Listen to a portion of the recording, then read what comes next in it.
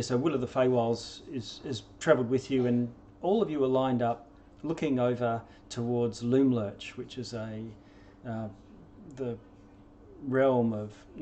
castle, I guess, of Scabatha.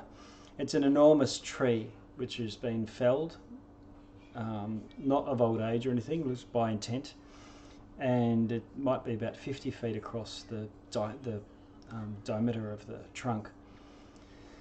So much so that entire trees with sort of a 10 to 15 foot diameter are growing from along the length of it. So you can see this line of trees sprouting up from it. I won't go to a picture pan back from it, but if anyone wants to, I've shared the handout, I think, for thither. You can see that in a miniature scale on the map. Will of the Feywild and his Squirt, the oil can / sentient robot type creature that seems to be part of the gang, has crept along with you to gaze down and spy out this place. There's not really much of a plan. As you look down, you can see that there's a night market in progress. It looks like there's a bit of song, gaiety, not so much dancing and party time, but lots of little creatures running around, eating stuff, buying stuff, and there's a few stalls set up. The place is lit. If I just pan back a little bit, it's lit like because there's a dense canopy above. It's fairly dark. Of course, there's no starlight getting through. It's twilight, as it always is in all of these domains. But there's these sort of glowing motes of light, sort of like fireflies, dotted around the place. And so while there's enough to see the lay of the land or the general shape of the terrain around the place, every now and then you can see these motes of light, which some of them are bright enough to light the area around it. And there's far more of them around where the party's going on, down by the tree. The rest of the getaway gang are a little bit further away, over the rise, where the enormous treant that they live in and have their hideout within is what you rode to get here. It has said it can't approach. This place is warded for creatures like it, as they started to chop the trees down, deforest the place, and but that entity's waiting for you to once you do whatever it is that you need to do to get away. Will looks across at you all, and you're lying on your bellies, looking through these trees and bushes, looking down at the group, and you see a large wolf between two, just languidly sort of lolling about. It's laying down on the ground and licking a paw and looking up in here and there.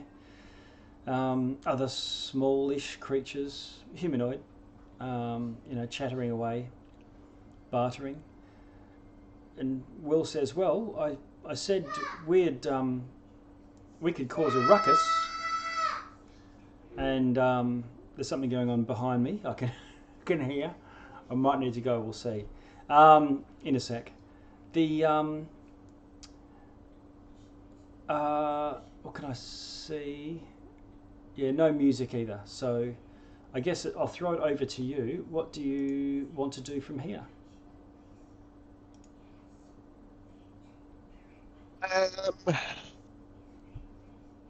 So we should probably keep Juniper back, right? Yes, and Franny's with you, and so let's. That makes it a bit convenient if you're happy with that. Yeah, I think we found her with a carriage bearing the sigil of the place, so they probably will recognize her. Okay, so I'll. Shall maybe we get Franny to wait back with Juniper. Okay. And look after her. Yeah, sounds like an idea. That wolf. That in his ears will go down a bit when he sees that wall. Will's happy to. He says, "We can cause a ruckus and draw the soldiers out and away. If you need to go, Well, we could try and battling." sneak around the side and get in. Yeah. Or we can just walk up to the market. So the people, there's a whole bunch of different sorts of people at the market. It looks like. Yeah, he's a bit surprised. He says, "Oh well." Oops, I think we've lost your. Oh. I can't hear you. Sorry. He's a bit surprised. He says, "Oh, I'd forgotten that they have regular markets here. Yeah, you would be able to just walk up and stroll around if you wanted to try and, just talk your way in and find out what's going on. But if you want us to actually cause a ruckus, should we have some sort of signal if you want to try and get in?" That's probably a good idea. Have we kind of found any money or anything like that? I kind of feel like we haven't really found any money or anything. You've got a few valuable No, things. Yeah, so in Feywild they don't really trade with coin, they trade Yes, with of course. pots, memories, trinkets. Okay, so maybe we could go into the market, and then at some stage we can get these guys to cause a distraction, and once that happens, we can sneak up into the tree to go and find Lamore. No, who was it? It's Scabatha. Scabatha. That's the one. Yeah, Is I that think what we want to do, right? We want to get Scabatha. Is that our main objective? that's actually my question. What are we doing here again? Well, Scabatha's a bit of a tyrant, and personally, Slapme doesn't like tyrants. Doesn't like people being oppressed. I mean, that's he wants to right. stop that. I Celeste, kind of feel like we came with a purpose. One of them being some painting. Yes, To this is true. be Yes. for the other. yeah, so Bavlorna had quested you with stealing a painting from on her wall. I can't remember exactly what it was, but I'll assume you know what it is, and I can point it out to you when That it's was relevant. that was what it was. But then, when we take that back, I thought the idea was to not necessarily just give that over. We might have. Oh, I'm certainly in favor of that. Celeste, So why don't we just- Celeste, you also feel that something that you've lost is somewhere very close by. Okay. You've also got this nagging feeling that you're being watched. Oh. I'm gonna look at everybody and say, this feels weird. I feel like maybe we should keep an extra eye out. It's something. I feel like somebody's watching us. Well, Have a look regarding the around. painting. Go ahead. You Yeah, look so I just around, get- yeah. Mavis and Slapney, you don't feel that at all. Okay.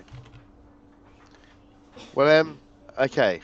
So if we want to get up into the tree and get Scabatha and stop her and get the painting,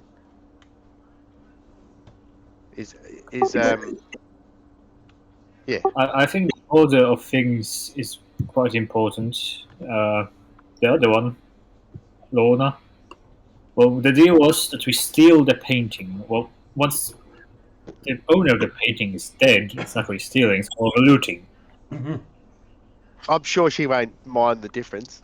I think she just wants the painting, doesn't she? I think you will find that the people in here are very particular with the wording and execution of this kind of deals. So you think we should do a heist more than a Raid. raid? Yeah. That's the word. That's the exact word. And then we kill I mean, her. the last yeah, time, sure, last okay. time we fought a hag didn't go well. It didn't. This is true. Yeah. Again, Yeah. I think there was a problem with the cooperation rather than us not being up to the challenge. But I'll let you. I think it was more her help that was the problem. It was her guards that caused all the trouble. Her little quickling guards that took care of you. If we can get Scabatha by herself, maybe we'd have more of a chance. Maybe. So that's why a ruckus outside being caused by these guys might not be such a bad thing, and we can use that distraction to get inside the tree and go and find Scabatha, and hopefully at least some of it will be cleared out. I agree. However, the distraction I think should be more timed at the moment when we are close to our target. Yeah, well, we can have a signal. I think that's what we're trying to work out with these guys, if we can get a signal. Is there any call or noise you can make that won't make it obvious that that's going to draw attention to you? I can speak Sylvan. That's I can. I suppose half of these guys but that's only up to 120 feet. What about a? This is Will, by the way. What about you, Celeste? You can turn into different animals, is that right? Yep. So if you could turn into an animal that can make a proper animal sound, like a squawk of a giant eagle or whatever it is you're going to turn into, a howl of a wolf, they might not think, oh, we're being invaded, when they just hear a howl from inside somewhere. What if we just straight up howl, and that way I can save my 2 wild shapes? Can Mavis? Can you use one of your spells to make that noise? Certainly. I don't know how loud I can make it. I'm sure you can make it as loud as what we could, with our voices or whatever. Okay. Depends on what it is. I think whatever it is, when the signal happens, I'm pretty sure you will know what it is, the signal. Okay. Well, he's happy with that. He's going to sneak around back to his gang. They're going to circle around. You guys are approaching from the east. So he's going to go around to the west where there's Granny Nightshade's veggie garden and animals in their pens and things. And he said that on that side there's scarecrows and they cause a huge ruckus if you set them off. And so if you give the signal, whatever, if we figure out that you're actually trying to give us a signal, then we'll trigger the scarecrows, and that should cause all of the tin soldiers to come stomping out. Okay, so, but we should have a look around the market first, though, a little bit, right? I think so. He's going to leave you to that and try it, because it's going to take him a while to do the stealth sneaking around to the other side. How long should we give you? Oh, you take as long as you want. Okay. You mean it might... maybe an hour? An hour, all right. Well, maybe we should wait for a little while before we head into the market, and then we'll go in then. And Squirt goes to stomp off too, and then turns to you and says, "Hey, I think that there's some creatures in here that might be able to help me, and if you do see any, can you get some of their sweaty oil?" Oh, boggle oil. Yeah. Yes, mentioned sure. Boggles. I did mention it, but they're very sneaky, and they come into being from the despair of people. They're created by despair, so they tend to be pranksters. They're stealthy, but if you do find one, they're purple and rubbery. And how do you get the oil off of them? You have to cause stress. All right. Do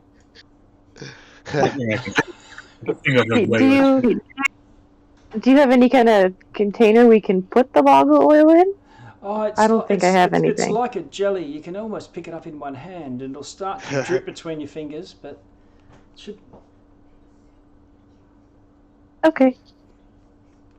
I mean, that still sounds like we could use some kind of container. Oh.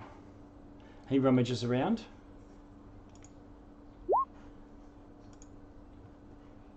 And he pulls out 2 glass jars. Actually 3 glass jars. And said, this should be enough to top me up and have a bit extra. Perfect. All right, take a jar each. Okay. So I'm going to move Will of the Feywild and Squirt the Oil Can back to the wings, where Juniper and Franny are, and from there they're going to just take their time. And is Ungo going to come with us? Ungo, yeah, I'm going to presume he is with you, but he's just off camera. All right. Do I still feel watched? Yeah, it's not like... Yes, you do. You just got this, that odd feeling as if there's something at the corner of your eye, or... Can I do some kind of check to see if I can figure it out? Yeah, you can try insight, just to try and sort out what that feeling is. Okay, and I got a 9. Oh, okay. So you're not sure. You're not sure whether it, what the nature of this feeling is. It's not that you've seen anything. It's not a perception-based thing. It's not like, oh, there's something in those trees or over there. Just a feeling. Yes.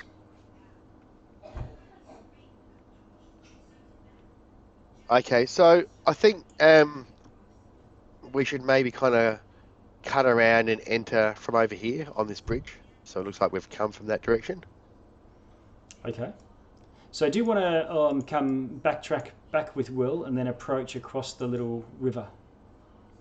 Yeah. Well, just maybe that, or just sneak along the bank here and then just come in from here. Okay. All right.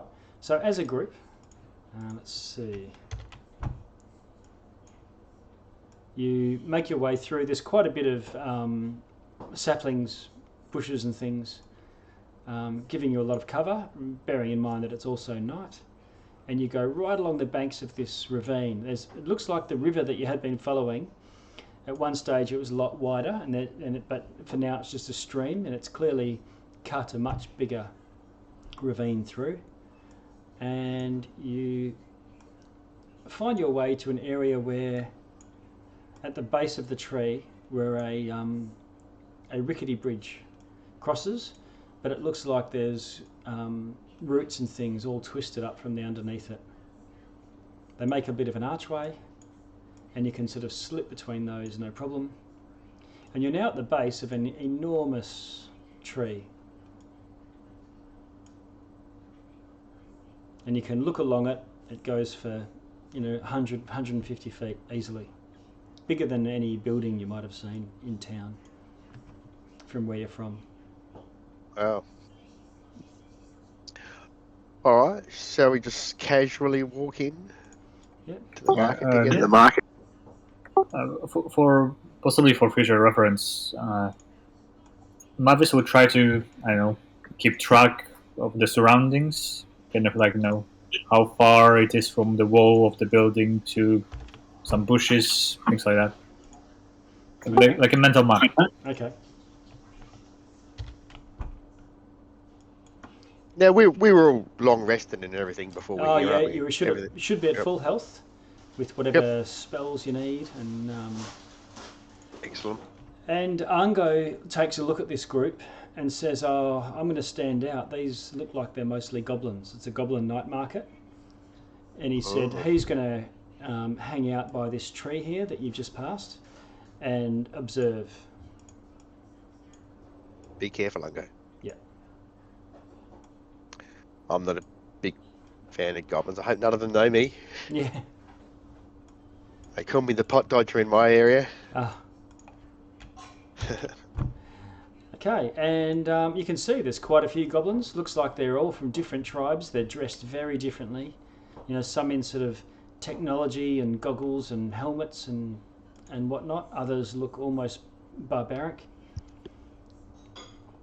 There's a couple that look like wizards or warlocks or shaman or some sort. Let's see. You mentioned they're from different tribes. Are they like mingling, or are they keeping to themselves? They generally look like they don't look antagonistic, but they are generally hanging out, or as you do at markets, you might stroll along with one of your buddies next to you, and they seem to be, grouped up in that way, based on how they look. And it's goblins running the stalls and also goblins shopping for the most part. For the most part, yeah. Stanley doesn't like it here. Yeah. So the 3 stalls are selling what looks like candy, and they're all buying bags of things and brightly coloured, see-through bags of lollies and sweets and marshmallow or something.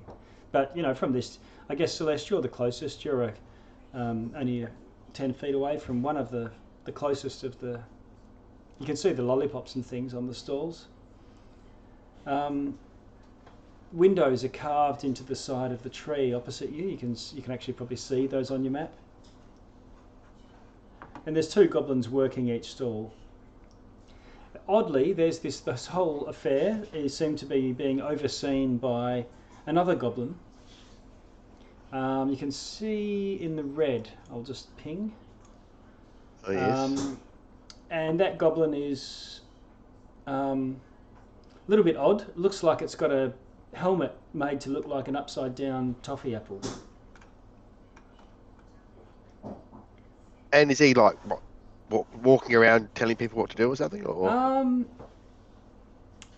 no, he's sort of muttering to himself, shaking his head, and every now and then he whacks himself, and then he looks at the wares and looks at a couple of goblins, and then at one point he puts his hand on the shoulder of a goblin that looked like, and then waggles his finger as if maybe he was about to pickpockets or steal or something. Okay. And can we understand what he's saying at all? Can we hear what he's saying?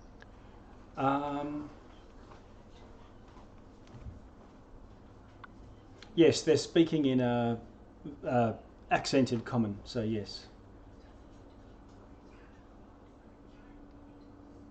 And what's his problem? His problem? You're a little bit far away for Okay. that. Yeah. Just start wandering, looking at the stalls, but Okay. Celeste, the first store you come to, and then Mavis, you're close behind. A goblin calls out to you. Goods here, coming to our wares. Good. Okay, I'm gonna go over and take a look. Good for what ails ya? These are treats, magical treats. Never get the same effect twice. All it'll cost you is a trinket. And what do I see? What kind of things are there? Okay, can you do a perception for me? You can have advantage because you can take as much time as you like. Okay. You see a goblin next to you, sort of. We'll just zoom in a little bit. And he says, I'll have candied beetles, 2 bags. And he just hands over two trinkets and gets 2 bags of these jars of things that they sort of scoop out with a little scooper into a little paper bag. How'd you go with I get a dirty 20 on my perception check. Oh, nice one. I couldn't see that there, but yep, I couldn't see that. Yeah, you'll have to call it out because we won't know. Okay, Yeah.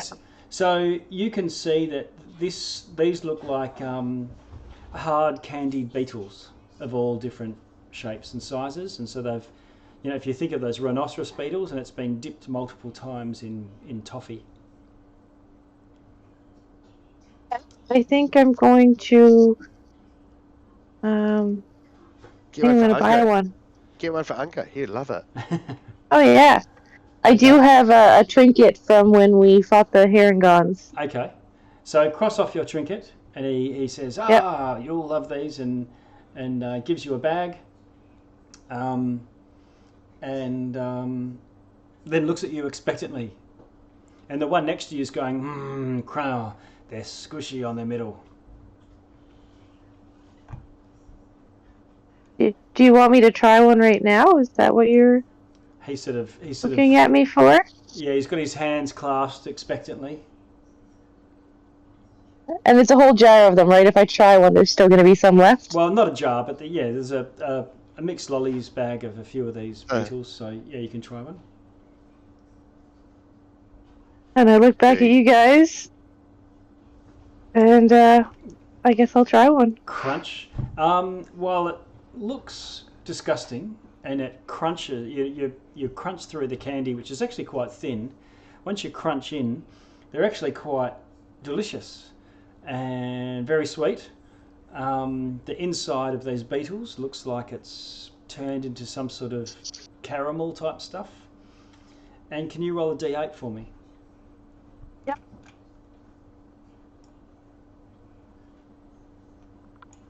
How did you go? I was trying to find one here. Oh goodness. Do you want to roll one for me because I'm all messed up on here? That's all right. Easy done. Easy done. Okay. So,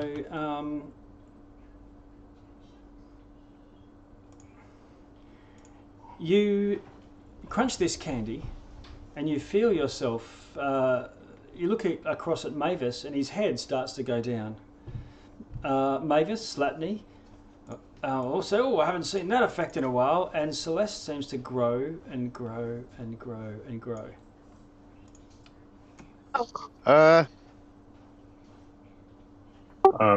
Celeste, I don't want to. I hate to tell you this, but I think you gained some weight.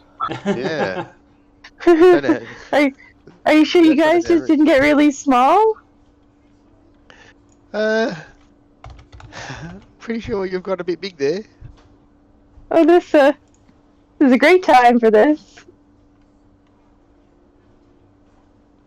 What do the goblins and stuff around do? They say, "Oh, I haven't seen that happen for a while," and then they nod, and he says, "Very good, very good."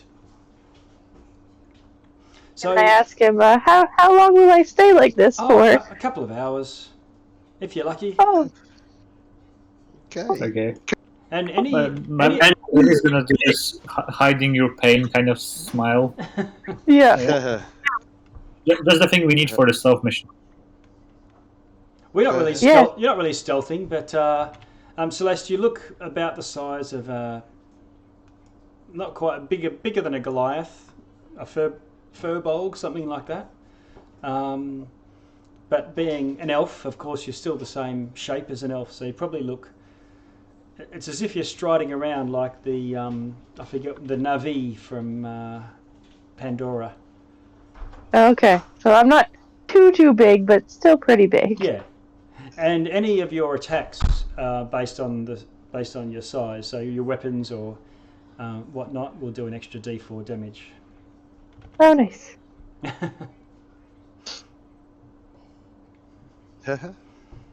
I'm just trying to keep my head like low so that Will doesn't think that that's the signal. Yeah. Actually, can you see gesturing. I've got a sliver behind me, visible. Sorry, go on. Slapney will just like pull on the side of your headdress and say, "Come down here," and say, "Can you see into the tree at all from up there?" Good idea. Can I see into the tree at all? Oh, let's have a look. Just pan back a little bit.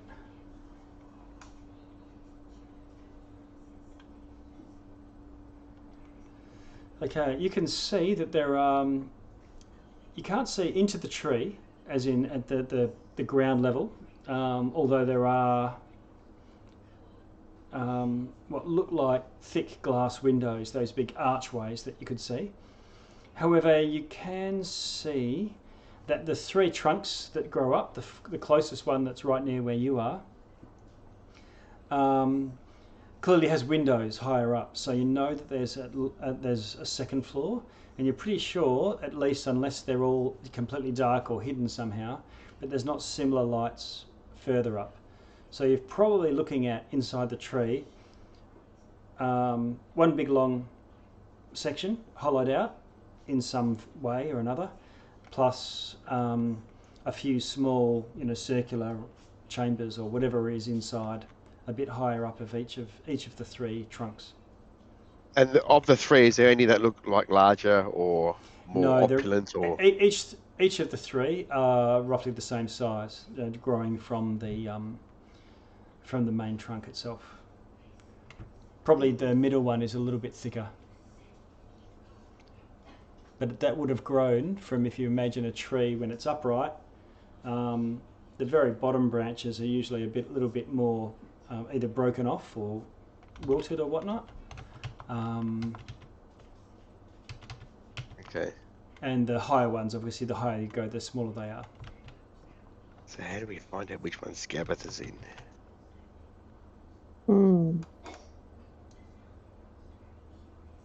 Maybe we can figure out what she likes, and maybe she sends people to the market to get something, or we can tend to bring her treats, or... You hear some other goblins from across the way. They see that you've just bought something and they call out, "Jelly deals! Come and get your jelly deals over here. We've got the good stuff." Maybe that pumpkin-headed guy over there, we can get some info out of him. Yeah. Okay, the goblins around you seem to give you a bit of a wide berth. I don't get smushed. As Mega Celeste goes through the group.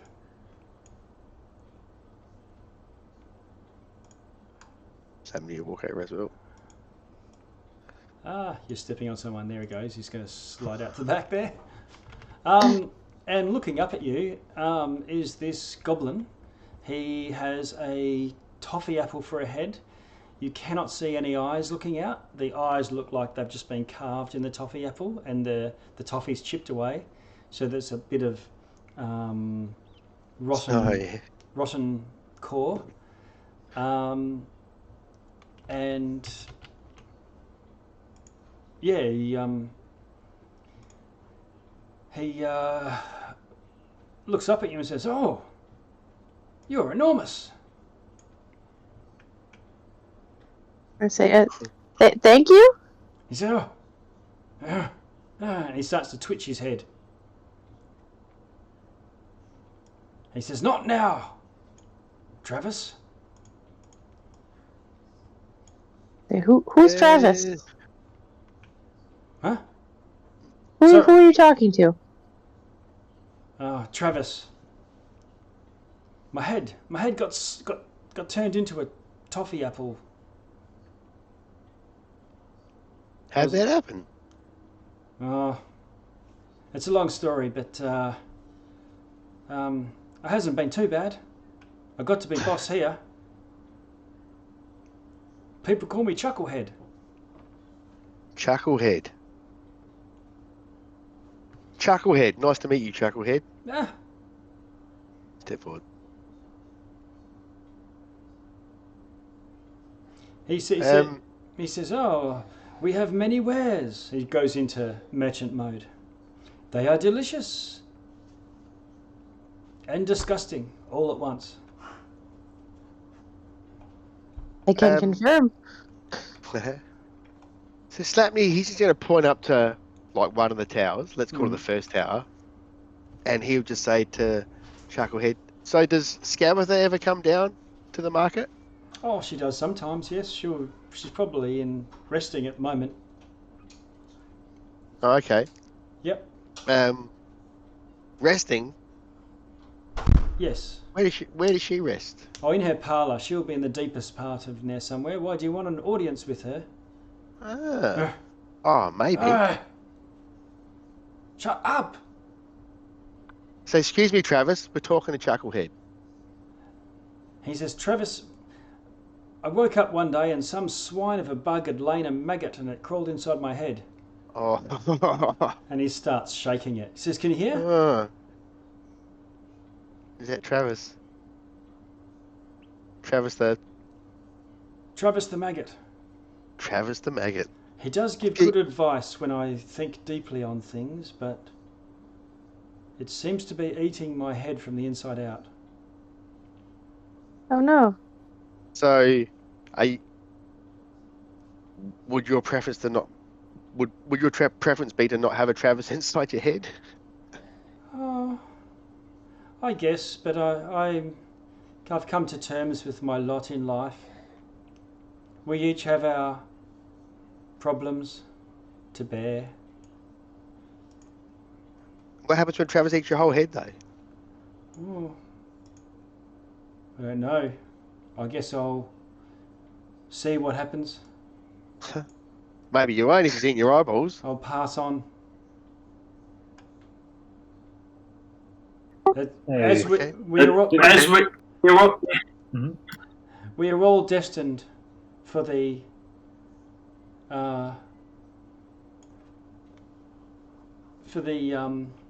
vegetable pile of life. I guess this is I thought you true. were a fruit. Sorry, Mavis? I thought you were a fruit. No, I'm a goblin. 100% goblin. Except for the head. Ah, yes. Well, I say vegetable, you know what I mean. Ah. The great So, compost of life.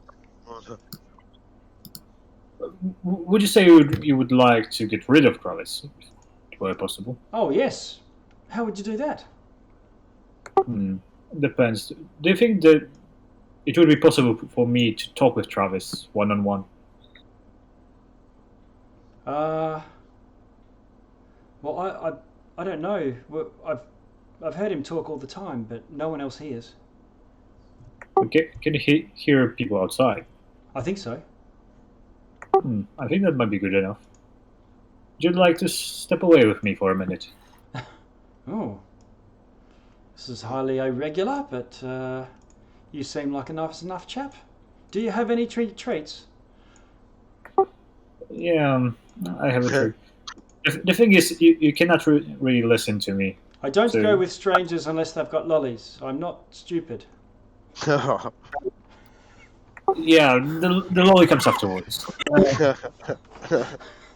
For now, I need you to stick your finger in your ear holes. Okay. I was pranked like this once. Yes. Yeah, and that's probably why you have a worm inside you right now. But anyway, and for the next minute, I would like to talk with Travis, using my how's it called? Something whispers, terrifying whispers. Dissonant? No, that's not a spell. It's a spell. Yeah, it's a bardic feature. What's it called? Ah, right. Words of terror. Oh, crikey. I'll put That sounds- this in the chat. Intense. You tell me if that's gonna work. It's Okay, here we technically go. just Words of talking with terror. it alone. At third level, we don't talk in levels, when you are immensely powerful, you learn to infuse innocent-seeming words with insidious magic, inspiring terror. You speak to a humanoid alone for 1 minute. Humanoid, or you can attempt to see paranoia in its mind. Yeah, I don't really know what's humanoid. It should be any intelligent creature in my case. But Yeah. Are you trying to do it on Trevor? Travis, sorry. You I want you to have Trevor? be terrified of Head to make him run away. Yeah. So yeah, that's your call. If it's Okay. gonna work. All right.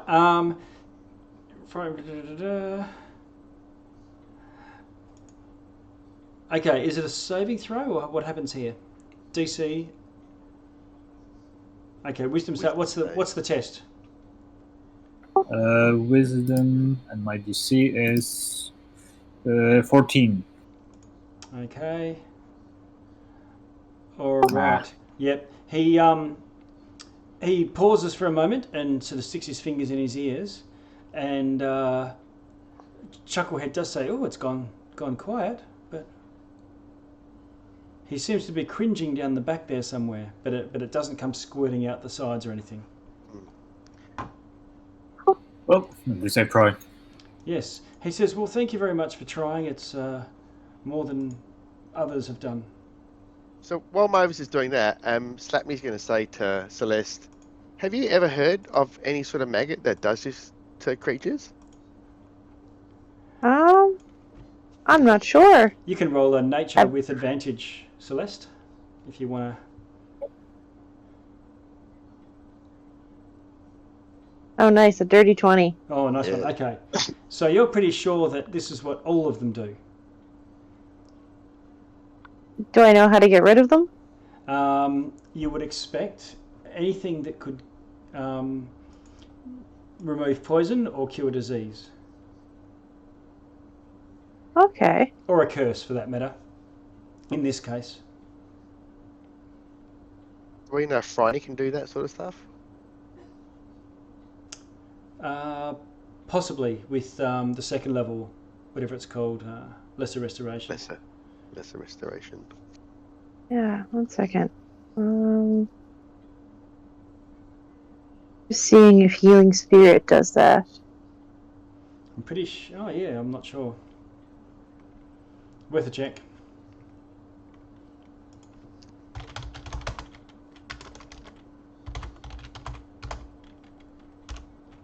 I don't think so. Okay. I think it just heals. You hear some music start to arc up, and a couple of goblins are playing some goblin music.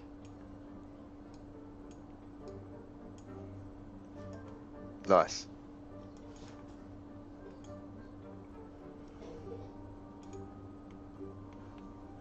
Should we check it out? They're pretty nearby, and just in this area, I'll form a little.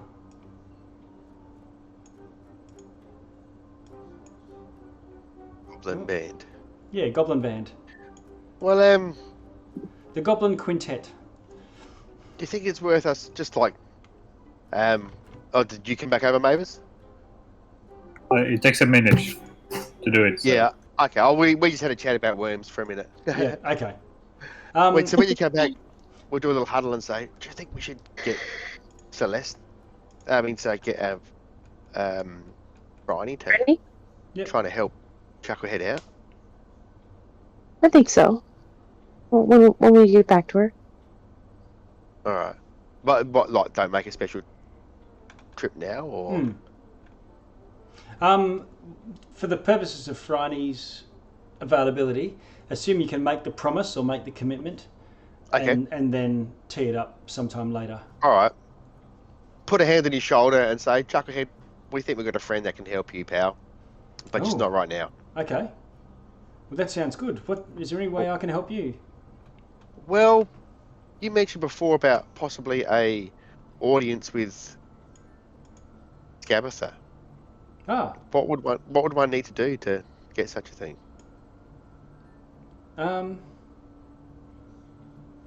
Well, I can escort you to the front door, and you can wait for her if you like. There's a parlour.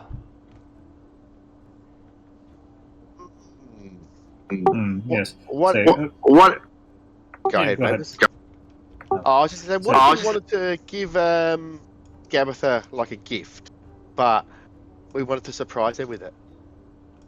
Oh, sure. Well, I guess you could just leave it in the parlour. I can take you to the door, and you can head through. What do you say, guys? Yes. I do have a favor to ask. I heard she has this magnificent painting that isn't really on display, but I just hoped I could have even a glance at it. Oh, I don't know of any, but if they're part of her own personal treasures, they would be, in her personal chambers, which are beyond all of the toy factory and the toy works, where the children make the things. Most likely in her chambers and in the third branch along. Very blind shot. Oh, wow. Ah, That would be well, good. I guess So well anyway, I can't hang around with you once you get to the parlour, but I can point you out and take you through the entrance.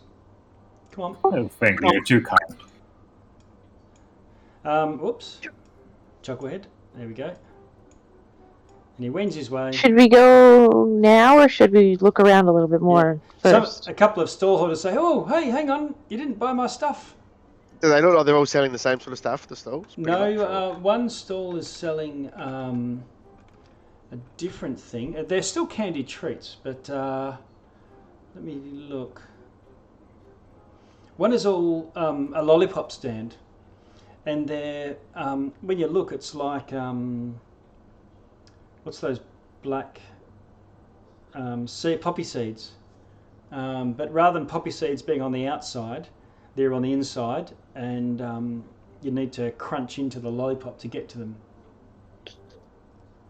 And it's very thick, almost like black lollipops, but there's some colours on the outside, and they are made of compacted ants. Oh. And they're enormous. You get this big one, and they're magical. One trinket. Okay, so I see one, but there's the last one before dinner. Ask the guy selling it. What happens when you eat one of these? Well, they're all different. You Ah. only find out when you eat it. That's the fun of it. And the other guy calls out, "They're not as fun as mine. You'll break your teeth on those.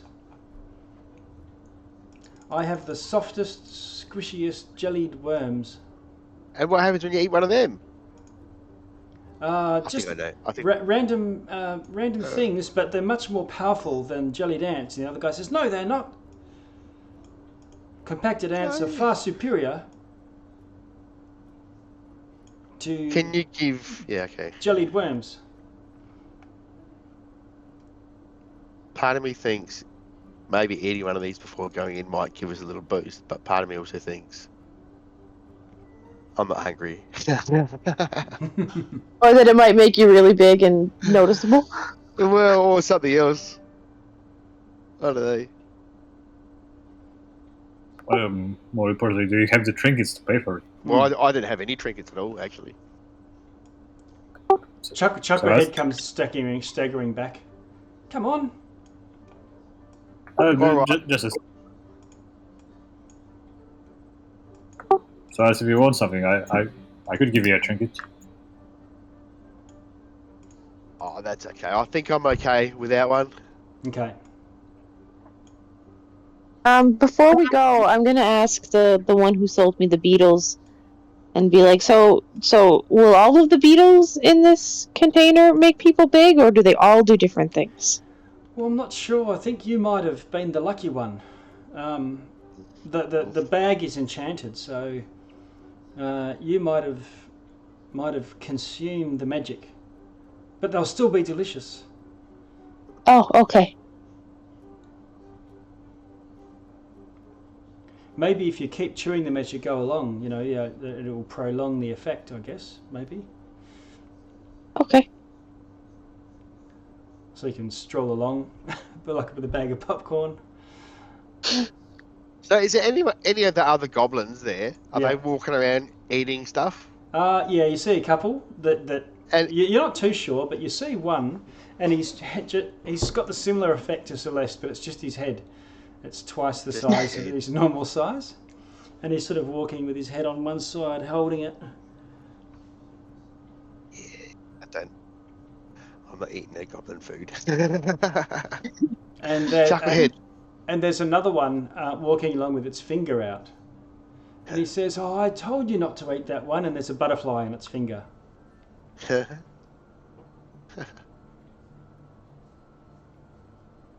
Let's get That down here. doesn't seem so bad. And you hear something behind. Yeah, So you hear something behind you, and it's like the, dun, dun, dun, dun, dun, dun, dun, dun, like sort of tiptoey, sugar plum fairy sort of music, and then it stops, and you look around, and then it picks up again, and the footfalls of another goblin are emitting musical notes as they walk. Yeah, all these things seem very bad for being sneaky, so... Yeah. Although you have the thing that happened to you, I don't think it impacts your stealth whatsoever. Yeah. All right, so Ungo falls into line. Yeah. And I look Okay, down at I him think- and be like, "You're so small!" Yeah, and I you think you cross did the over. right thing growing up with elves. You, Okay. you cross over the bridge, and Chucklehead had said, "Oh, that's the bridge that goes to the night market and the Goblin area. You need to go through this other one." And he escorts you along. Show us Chucklehead.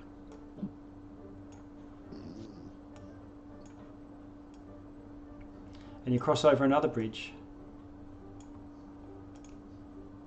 And he says, "Here you go. Doors open. There's a parlour here.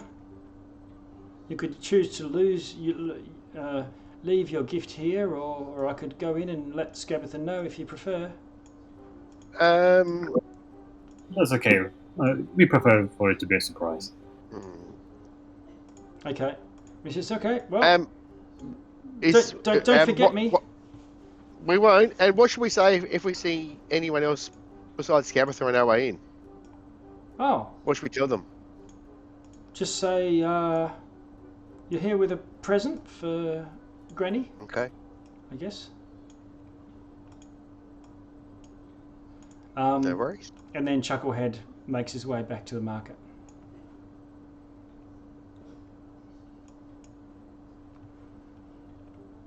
And here you are. Save the game here. Yeah. Yeah.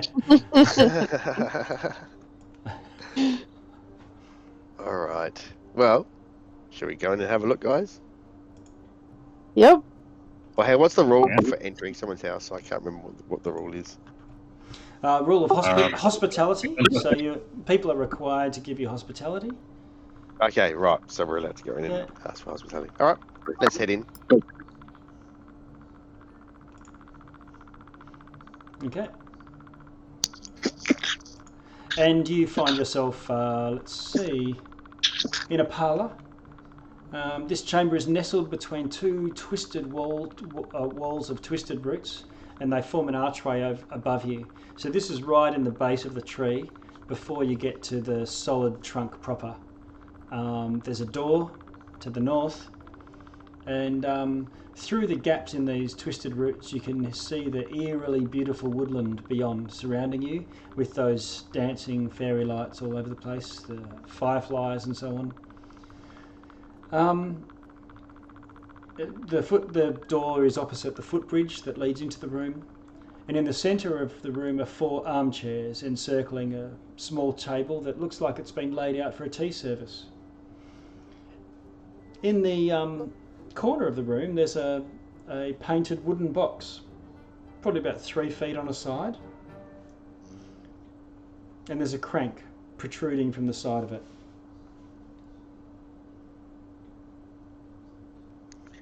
Yeah, I'm gonna call it now. Nobody approached that. I think that's wise. Just Slapney will just walk up to the door over here and put his ear up against it. Okay, can you Listen. do a perception for me?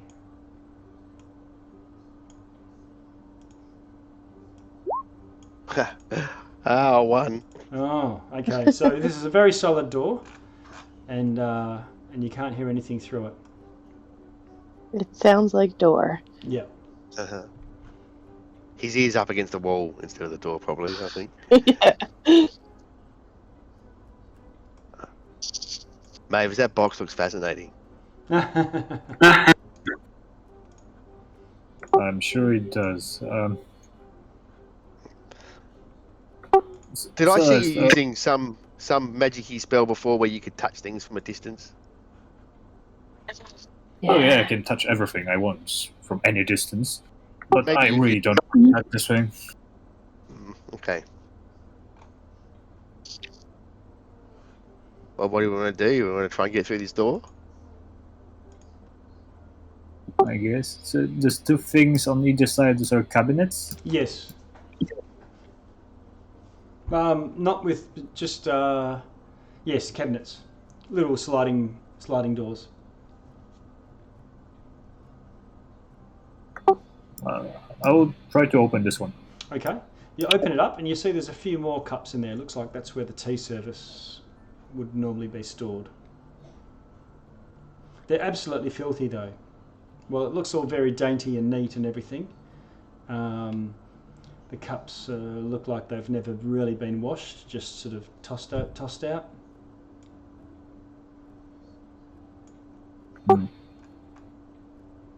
Really intrigued by that box. Yeah, Slapney's just staring at that box while he's waiting at the door.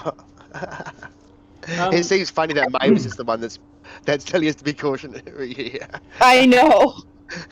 Okay. You do find something valuable though. There's 4 silver teaspoons, and you know how the ends of some ornamental teaspoons are carved with some sort of ornate picture of some sort. But these have pained facial expressions, as if you've just stubbed your toe. It looks like or the whatever it's stirring is really hot. Okay. Probably worth about I five. don't feel- Probably worth about 5 gold per spoon. So Oh, back home. Or could be traded for things as well, maybe. Yeah, I throw one to Celeste and one to Slapney. Okay. Thank you. Could Yes, be thank considered by some. I'll put that. And I'll put that into the chat. If you could put it into, or someone put it into the party treasure. I think there's a handout for it. yeah. Is it? I'm just giving them one each, and Mavis is not gonna take one. Okay. He doesn't care. Okay. Okay. If it really bothers you too that much, I can touch the box. But I honestly don't think anything good is gonna come out of it. Silver spoon, wasn't it? Yep. With a pained facial expression. It looks like there's a large bird's leg standing on the other one next to you, Slapney. Do we understand? And you the one near Slapney's. Oh, okay. What's that? So the cabinet. Yeah, the cabinet. This one doesn't have those sliding drawers. This one's got okay. drawers that you pull out. But standing on top of it Okay. looks like a large leg, A large leg. bird's leg. About. Can I make a nature roll? Or I say to Celeste, hey, you ever seen one of these before? You heading over, Celeste? Yep. You want me to move you, don't you, on screen? You're not moving yourself or anything like that, are you? no, I can't Okay. see any of it. Okay, so I'll just take liberty of moving you around on screen, based on what you say.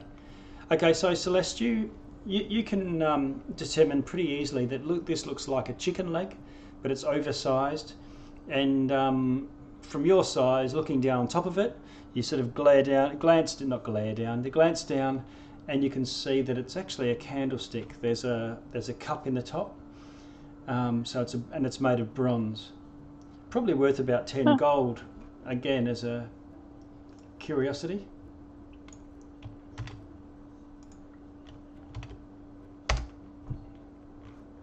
You I can don't take this, think- Dawn. I don't think I want it. If anybody else wants it, No. I think just leave it there, probably. Okay, I think that one would be really noticeable that it's gone. okay. And Well, I hear thievery is a gateway crime. And this cabinet, Slapney and Celeste, has 2 drawers. Open a drawer each. Sure. Okay.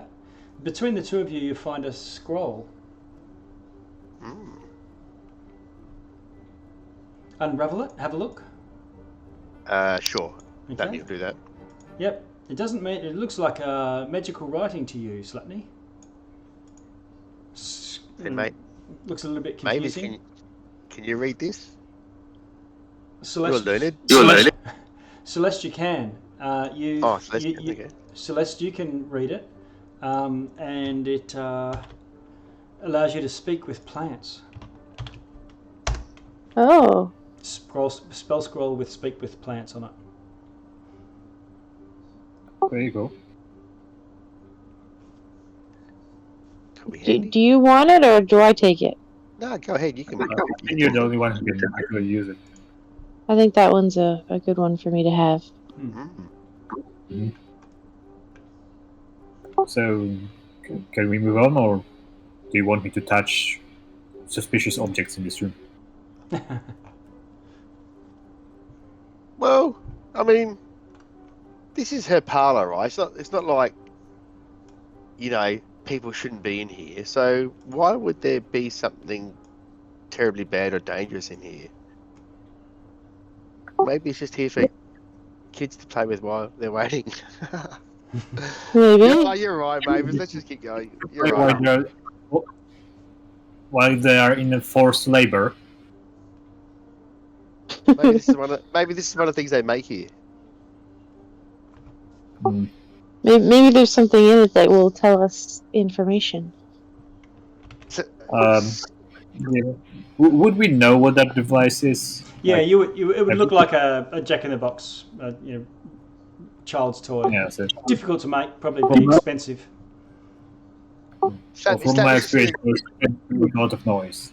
Well, Slap me just walk over and just like look at it and just search your traps on it. Yeah, okay. Can you do a investigation?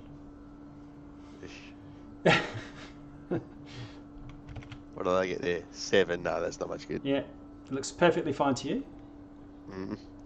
I don't know. You're probably right about the noise thing, Mavis. So you go to open the door and find that it's not locked. You can just turn the handle. Okay, we ready to go, guys? Yep. Open the door. Okay, this opens and you hear music as soon as you open the door. There's flickering lanterns illuminate this cluttered workshop. There's tables and benches and things all around the place. And there's also a soft ambient music produced by bells and chimes, although you can't see where they're coming from. There's parts of toys heaped on the tables. And a stove at the back of the room holds a saucepan. Can't see what's in it from here. There's actually 3 doors exiting this toy workshop and 2 storefront windows looking out over the market. The same ones that you saw from the other side that were higher up. And there's 3 young children gathered around a work table, and the eldest, dark elf boy, is prancing on a tabletop with a bar of soap in one hand. And while there's a halfling girl and a human girl giggle at his audacity. And he's saying, "Ha ha, hee hee, look what I've got." Have they noticed us? They seem, this is just as you've just opened the door, and they haven't noticed you. No. They seem like they'd be friends with Will. Yeah, so Slapme's just gonna like casually just walk in the room with a smile on his face and just stand there watching, like, you know, Okay. amused. Okay. Let's see.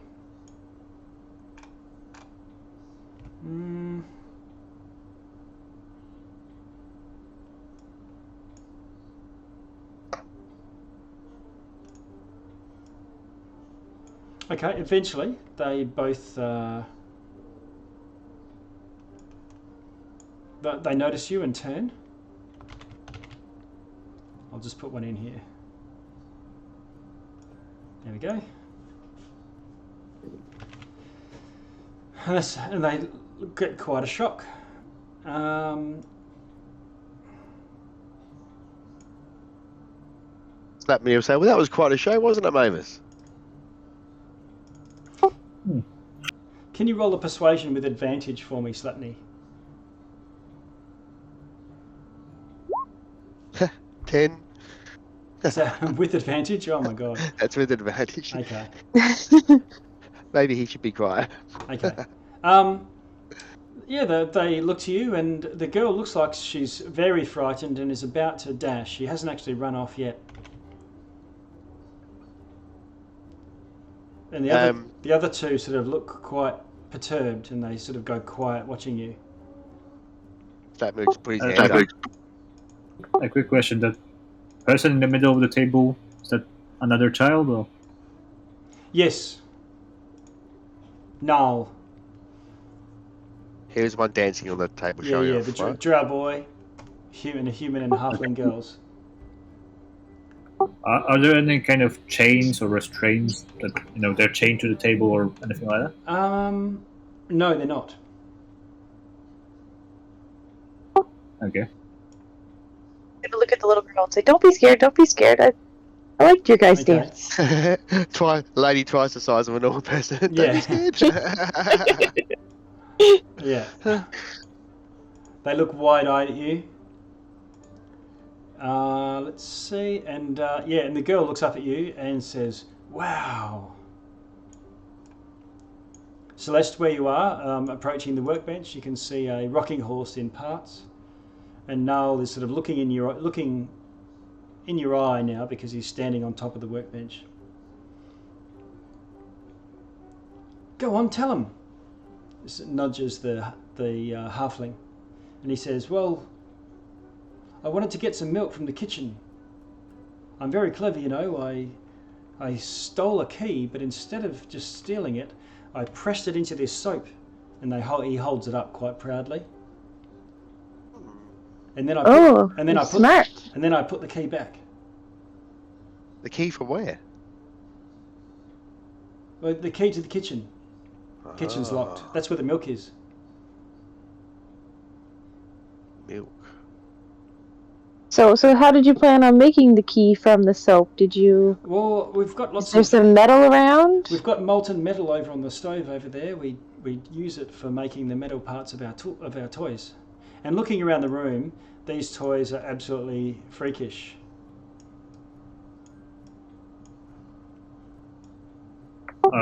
Looking around the place, do you think there will be enough, some various tools and files and little pieces of wire that could collectively be called thieves' tools if gathered together? I don't think thieves' tools.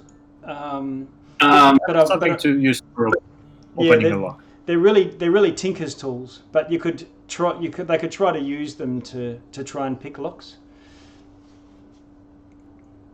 Okay. Slatney's going to wander over and have a look at the cooking food as well, whatever was cooking. Okay, yep. So where are you, Slatney? I'm going to move you up, I think, to the end of the...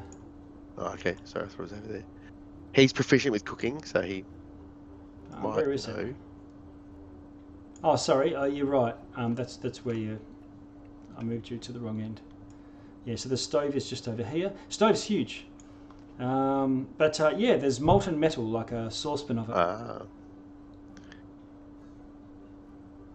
I'm gonna ask the kids if the key opens anything other than the kitchen. I don't think so, but it's probably the most important one. So have you made the key yet, or do you need to make it? No, I was going to pour some of this stuff into it. You shouldn't probably do that without adult supervision, though, right? Oh, yeah. This is what we do. We make everything here. And he sort of gestures around. We have to. I'd be fascinated to watch you do that. Okay, so he comes in and starts to make his key, and he pours the stuff quite carefully. It's quite dexterous, and he says... Can you make one for us as well? In case I want some milk? Well, there's a rule of recipe give and get. This is true. I can make you one, but have you got anything? Any treats or milk? Well, I'll tell you what if you make the key, we got you some milk, and then we get to keep the key? Okay. Sounds good. Then I don't have to do the sneaking. Yeah. Yeah. Okay, let's do that. I have a question. Yep. Where did you get these keys? Were there other keys? I stole them. Now, Granny's got keys, but I got mine. Off the tin soldier? Is there a key to Skabatha's chambers? Oh, Skabatha would have that. Granny. Okay. Looks like he's correcting himself to give her the name that they're required. If he sort of realised that he's not supposed to be calling her Skabatha, it'd be like using an adult name when it should be uncle or auntie or something. Mm-hmm. Okay, you make the key and we'll get you some milk. Okay. What are you guys doing? Getting you some milk. Great. Actually, we are from the Child Labor Union. We represent a fine organization, Christ Union, all the child workers across this realm, Oh, and we're actually interested in finding out if you would like to join and perhaps acquire some benefits. oh, we would like to not join and leave if we could, but we're not allowed to. Oh, that's sounds odd. Why aren't you allowed? Because that's what little boys and girls do. They have to make toys for all the other little girls and boys in the other Well, lands. However, there's an exception to the rule. May I know what your names are, all of you? Yes, and he's the boy, the oldest, says, "I'm Nal." Again? Here, I'll put it in the chat. Nal, probably 11-year-old dark elf. The human says, "My name is Sung, and this is Philomena, the halfling." And Philomena says, "I don't mind going too, but not without Oink,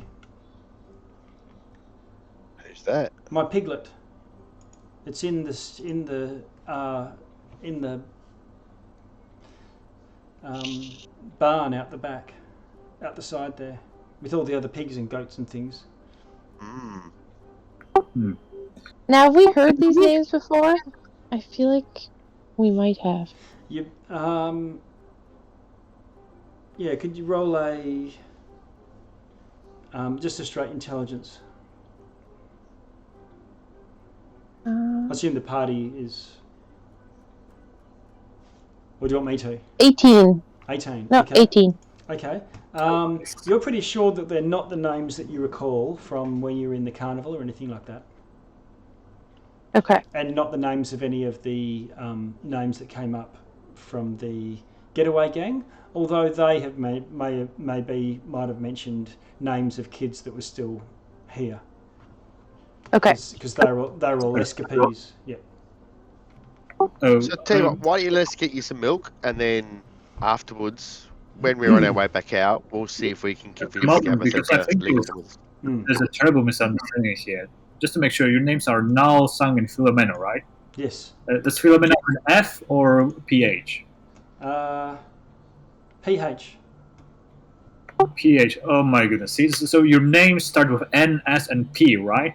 Yes. And if you do it backwards, the P, S, and N, and if you add all your ages together, -2 plus 4, that exactly means you three are exempt from the rules of making toys. Yeah. They all do the double fist pump.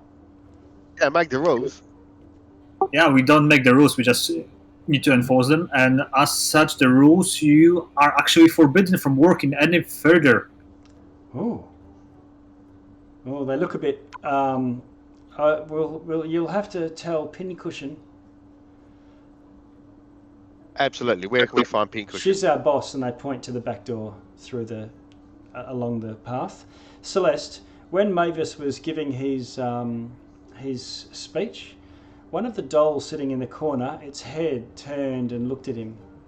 Oh, Ugh. I'm gonna look at the kids and say, "What was that? Does that happen often?" Oh, yes. There's creatures. They live in the shadows, in the dark. Sometimes they possess, and you hear this donk, donk, donk, donk. A bouncy rubber ball rolls from under this workbench over here with the lion on it. Oh, don't like this Did- place. did they ever do anything nasty?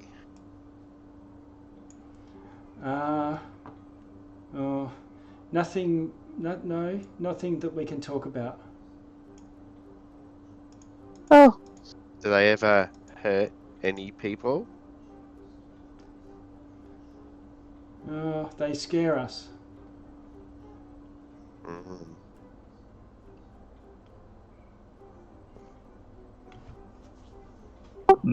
Well, they scare you. Well, the thing is, you don't have to be here any longer. If you just step out right outside and go towards the vegetable fields, and a little bit past them, I think you'll meet some old friends Oh, who will be happy to show you a way around out of here. okay. Maybe make the key for us before you go. Okay. Well, he by that time, after a few minutes of talking, the lead is solid enough to tap out, and he pours another one.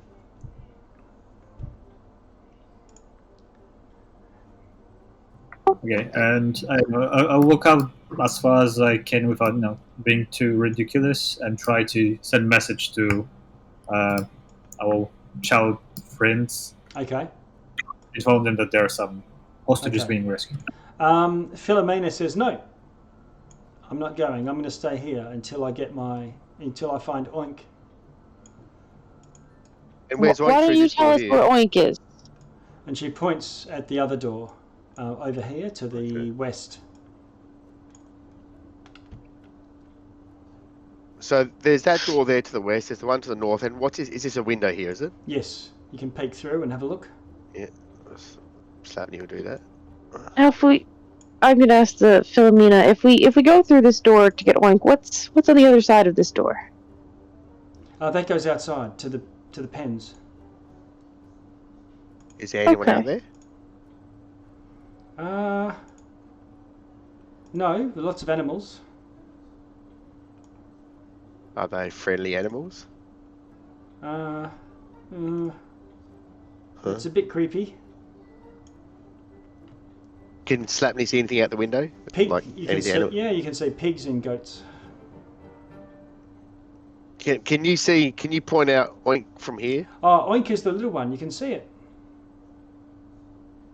I wonder if we Weakness. go, since it's outside, I wonder if we just Okay. take them up there and get Oink and then send them off outside that way. Can you get out that way? Yeah. Yeah, we can have a look. Is that Oink's mum and dad there with Oink? No, Okay. Oink's So- just been thrown in with filthy boars. Oh. Are they going to get angry if we try and get Oink out, you think? They're pretty savage. How do you normally get Oink out? I don't. When Oink you're has back. been taken off me because Oh, I didn't sew the buttons on right. a bit rough, isn't it? Well, I Yeah. guess we've made a promise to a little girl, guys. Her lip starts going. Mm. No, don't worry. I'll get Oink right away. will Won't be go any get trouble. Go and test this door. Okay.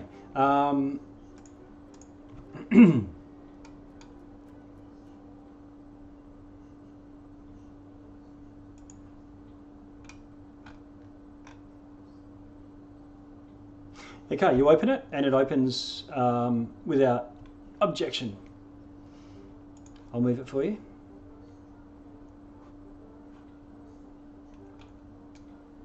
We're just going to get a short sword out and open the door.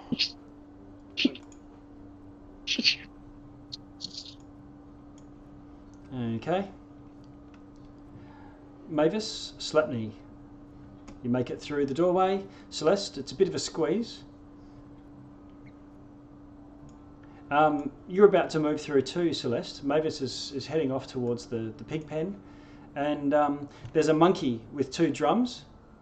And it's got this creepy smile, like a smile with no mirth in the eyes. And it starts going and wobbling its head. And as it does, the wobbling causes it to move around on the bench, and it sort of looks around left and right, and finally stops, and then it's staring straight at you, Celeste, and it's... Maybe I will go with you guys. It's a little creepy in here. What was the name of the movie with that monkey? It's gonna bother me for the rest of the day. The music? Oh, the movie. I don't know. Those are old movies from 80s about the possessed monkey with the drum and little... Yeah, probably Poltergeist. Possibly. What's Philomena doing with the monkey there? Did she react to that at all? Oh, she says, the boogeymen. They're here, and they all look around. The boogeyman or the boggleman? Bogglemen, yes, Bogglemen.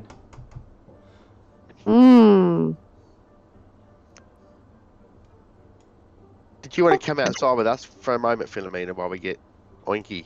Okay. Yeah, just come with us to get the pig. Because that seems like when we come back in, we might be able to get some boggle oil. Hmm. Step 1, get a pig. Yes. One slippery thing at a time. One step everything at a time, exactly. Okay. Okay. So a question from me.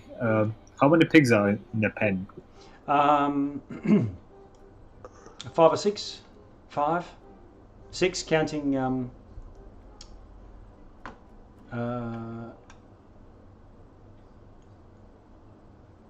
no, sorry. I've got pigs marked in there, but they're not. There's 5 adult pigs, but they're boars. There's also quite a few goats in another one, and a small piglet called Oink is in with all the pigs. Okay. Mate, Celeste, just so I get you right, you're going through the doorway with the 2 kids? Yeah. Okay, so you're through. Slapney's also through, and you can see Mavis is making his way towards the animals. Do you want to go along with him?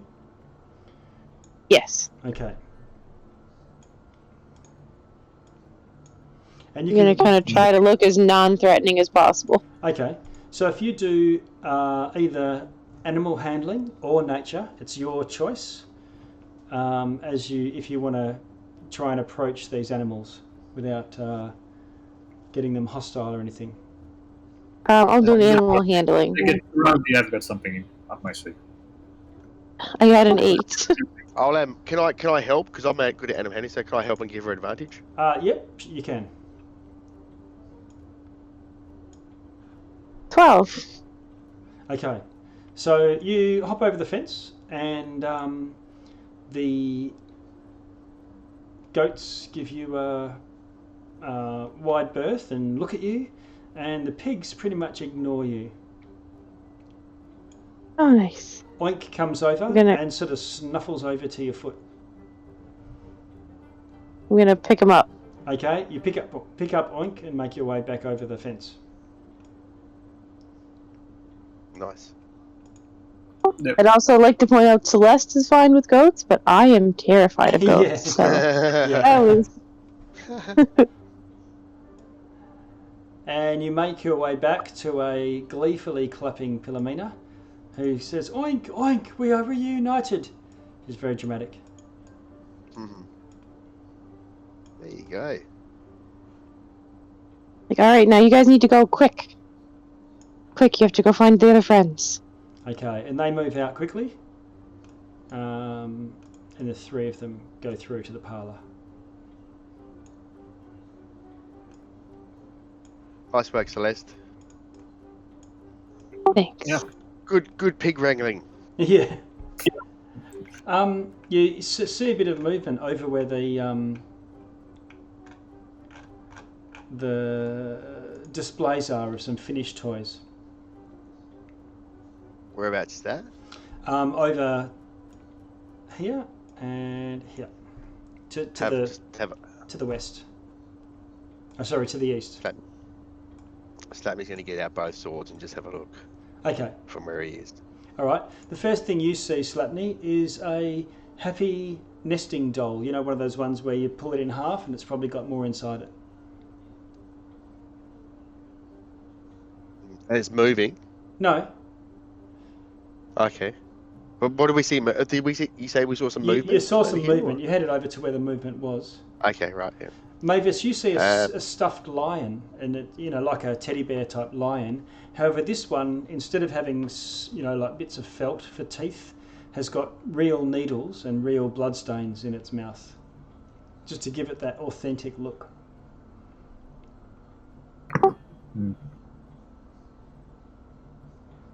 There's boggle. There's boggle things. Are they supposed to be invisible? You don't know. You know that they're sneaky. Celeste, you see what looks like a little functional guillotine, pixie-sized.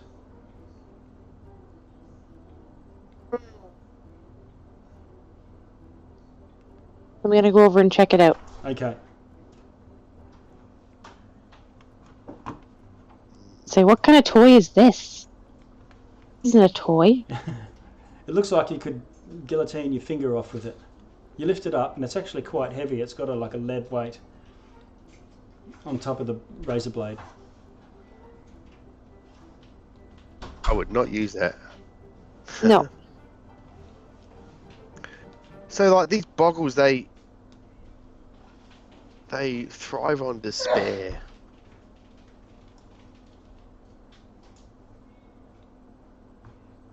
I'm not sure how we can do that. I have an idea. Why don't we step back into the teapot roll? Mm-hmm.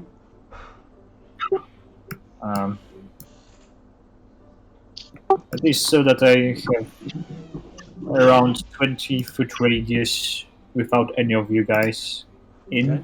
and a more center around area where there's a lot of movement. Okay.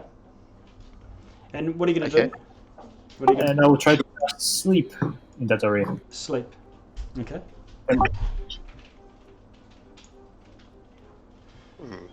Sleep. Okay, roll your hit points. How many hit points worth of creatures you would send to sleep? Ooh. Okay, so 26 hit points worth.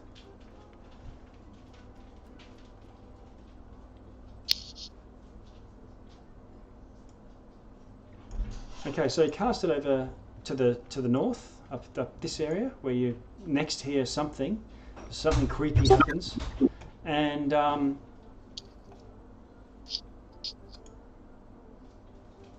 you cast your sleep spell. No immediate sort of obvious sign. Didn't hear a thump. Can you roll a perception for me? Can we all do that? Yeah, we'll let you all do that. I rolled a 9. I got a 15. What about you, Mavis? 5. Okay.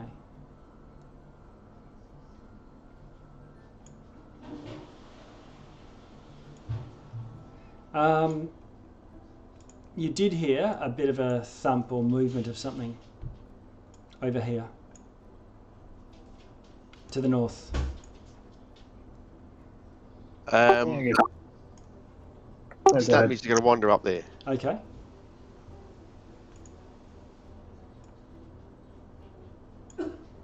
Slightly. Yep, you're over there. You're about 10, 15 feet away from the bench and barrels and saw and things where you think you heard the sound. Keep heading to where he thought he heard the sound and Okay. kind of just... Yep, Mavis is following Gently. along behind you. I said, Celeste, you moving along with the group? Yep. gently just like kick around on the floor. Okay, can you do a, let's see. Investigation? No, you look underneath and you find that there's this shadowy coloured, mottled purple, like rubbery goblinoid creature. Under the bench, Yes, under the bench. asleep under the bench. Asleep, yeah. Okay, so Slapme's just going to grab it by the legs. Okay, Be careful with it. He can still wake up. yeah. Yep, I've got... He won't get away once I got him, I reckon. Is it the size that we could stuff it into one of the jar, like the whole thing? We don't No. have to hurt him. So you can see the picture in your chat. Oh, yes. Yep. And Just let's see. And you haul this creature out from. Just gently pull him out, so try not to wake him up at the moment. Here you go, Okay. little fella. Then I'll just grab him by the legs and hold him upside down. Okay. And he goes, ah! And you hear this screeching, squealing, and it sees you. And and when it shrieks from about 5 or 6 different points, like pimples around it, all this black oily stuff squirts out onto the floor. There we go. I'm gonna try to catch some of it with my jar. Okay, let's have a look. Well, let's roll initiative. So have I got a hold of him? Because I was trying You've to got, grab oh him. yeah, you've got a hold of him anyway because that was an automatic hit. So he's already got he's already grappled for the purposes of this. I rolled an 18. Okay, so I'll add Celeste and put the 18 in there. 24. 18. Boggles. Holy. Okay. Slapney, you beat them. But the Boggles are very dexterous and rolled 17, so they're on 23. No, 21. But you're all very quick off the mark here. Slapney, what do you want to do? Okay. He's going to say to this guy, hey, we don't want to hurt you guys. We just want some of your oil and to talk. But if you move, I'm going to bash you one because I don't like what you're doing. Okay, he And looks like he's thrashing around trying to get out. But okay, so Slapney will just take the ready action, and if he tries to do anything nasty, he'll just going to bash him one with the sword. Okay, so you got a ready action. Yep. Okay. Mavis. I don't think that creature can really understand you. It's a pest, a vermin. And I'll take out my crossbow and try to shoot it in the head. Okay. Yeah, do we see more though around the place? You can hear movement. Nope. Okay, roll it. That's 6 to hit. 6 is a miss, and it's very, even though it's sort of dancing around in Slapney's vice-like grip, it can do the whole Matrix thing, and your crossbow misses. This one tries to.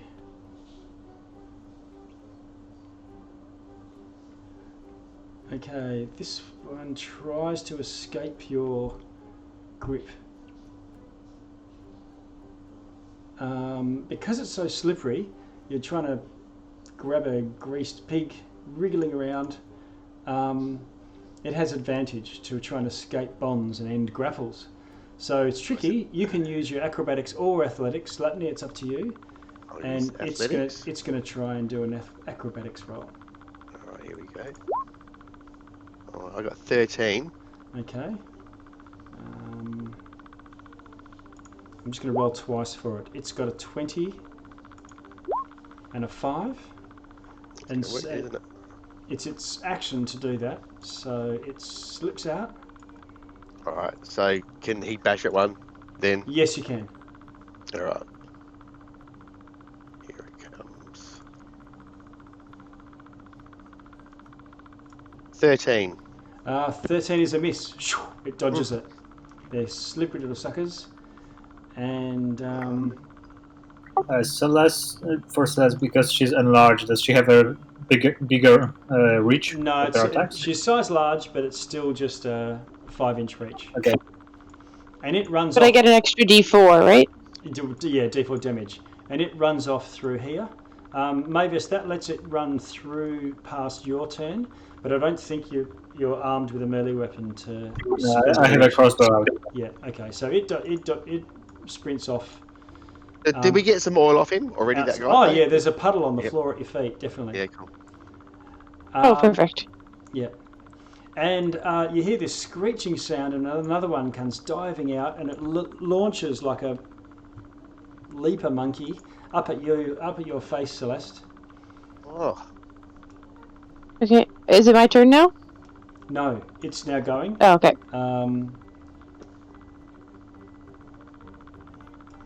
Let's see.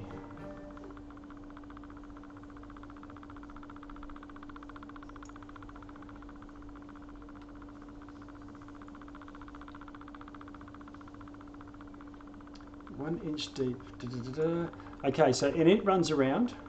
Let's see. I'll do this. 1, 2, 3, 4, 50 feet to get to the door. And once it gets there, it sort of goes, squeezing its fists and its eyes, and then suddenly there's this, as all this oil comes squirting out of it, creating a slick over the doorway, and then it darts outside as well. Another one pops out. Let's see.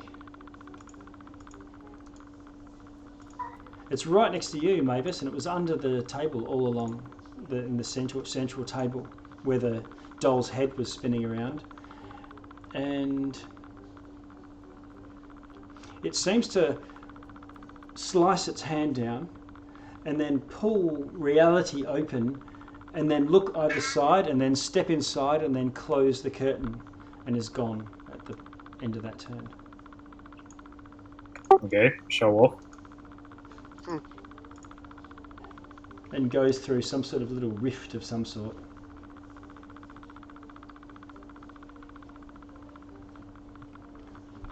And you're all left there. Celeste, do you want to do anything? I'm going to try to collect some oil. Yep. From the doorway. You cruise on over and collect a jar of oil. And I'm going to hold it up and say, "This is all we wanted anyway." Okay. Well, they're off now into the darkness. So no one got hurt. And you Perfect. And you got 2 jars of oil. Awesome. So we got enough for 2 jars, did we? Yes. In total. Yeah. Yep. That's pretty cool. That's mission Yeah. successful, I think. I think so. Just have a look out the window and what, are they running off into the night, are they? Or they You just can't, disappeared? you can't see them by the time you get to the door. Can we lock that door? Can we lock? I don't like it. Everything is going way too smoothly. Yeah. Yeah. Yep, you can move the door back into place. It's not Yeah, lock, do that. it's not lockable, but you can close it so that it's not obvious that the door's been opened and used. All right. Just have another quick look around the whole workshop to see if there's anything else of interest. Okay, yeah, looks like there's, amongst all of the trinkets and things, there's some stuff that's probably treasure worthy. You know, if you're willing to spend a couple more minutes, but one thing that jumps out at you is a jar of iridescent glass eyes. Glass eyes. Well, just Check like it out. Better eyes for glass. awesome marbles, but sort of eyes used for dolls. Probably worth about 10 gold. Jar of eyes. I think Friday will definitely like one or two of those. Yeah, Well, we Yes. had a jar. What about Chucklehead could do with a couple of them, couldn't he? Didn't he? Yeah. Yeah. Chuckle's head has got one wooden eye and one glass eye at the moment, both different sizes. No, hang on. That was Oh, not Clapperclaw. That was Clapperclaw. Clapperclaw, yeah. yeah. But did Chucklehead have no eyeballs as well? He had no eyeballs, but it looked like he could see, like he turned his head when he was Okay. looking places. Alright. You know what? Let's take the whole jar. Yeah, By the history so far, I'm sure we will encounter many eyeless people who like one or two. yeah, yeah. Yeah, eyeballs. seem to You be also pretty popular. you also find on that central workbench a silver hammer and a chisel in a green leather tool belt. It's not a full tinker's kit or anything, but just the point of them being silvered and very well made. You could probably sell that even second hand as a curiosity for 15 gold. Does the chisel look like it could be used as a weapon, like a dagger or maybe or something? Maybe as a dagger, but it probably still would be an improvised weapon doing piercing. But silver chisel could be handy. Yeah, it's still a silver weapon, potential weapon. I'll take that. Okay. It's a silver hammer and silver chisel. Yep, in a green leather tool belt. Okay, I'll take the eyeballs then, I guess. Okay. There's also a metalworking tongs, for lifting up, red hot things, and the end of it, rather than just being the regular flat tongs, have been shaped into the jaws of a snapping dragon. Would look very cool if you're working with molten metal to be using your dragon to move these red hot things around. Also worth Cool. about 15 gold. Maybe I'll take those. Okay. Okay. Alright. I mean, we're here to rob river paintings, so we might as well take whatever we can. Whatever we can, yeah. On that same bench are 4 finger puppets. Probably not valuable. They're just sort of felt, but it looks like an arguing family. I'll take those too. Okay. Which is another way to say a family. Yeah. Yeah. Like the Simpsons when they're all electrocuting each other when they do the thing. And there's a wind-up doll. You don't know what it does when you wind it, but it's got a crank at the back. It's Wind-up doll thing. Yeah. Okay. It's the wind-up doll's got stiff enough legs that it looks like it could, stand. And it's got like a proper glass bottle in one hand.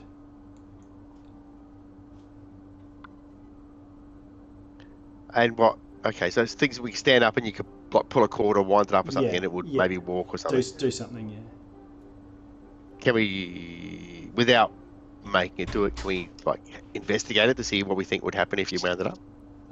It looks like it might move. The legs might be connected to be jointed. And is there anything in the glass bottle? It looks like it's painted to look like it's half full on an angle. I wonder if we could use that for a distraction at some point. Might be useful. Yeah. Someone take it? I'll take it. Feel free to take the creepy doll that might move on its own.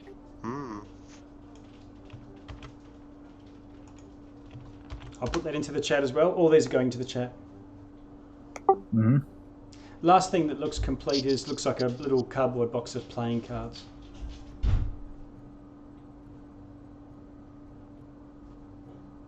Playing cards?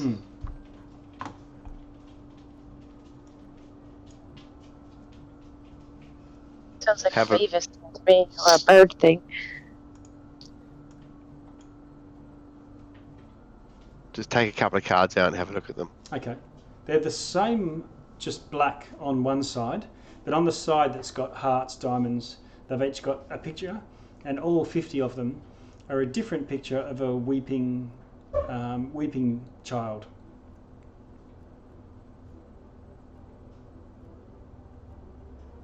Okay. That just scared me so much when you picked up a deck of cards and decided to pull some out of it. Yeah. You might as well be first. Yeah. Like, oh no! Death appears. Okay. Do you want to take those, Mavis? Nah. Seem rather in Okay. a cool taste. Slap Neil, put him in his pocket. Okay. I'll paste them into the chat as well, so you've got on your sheet.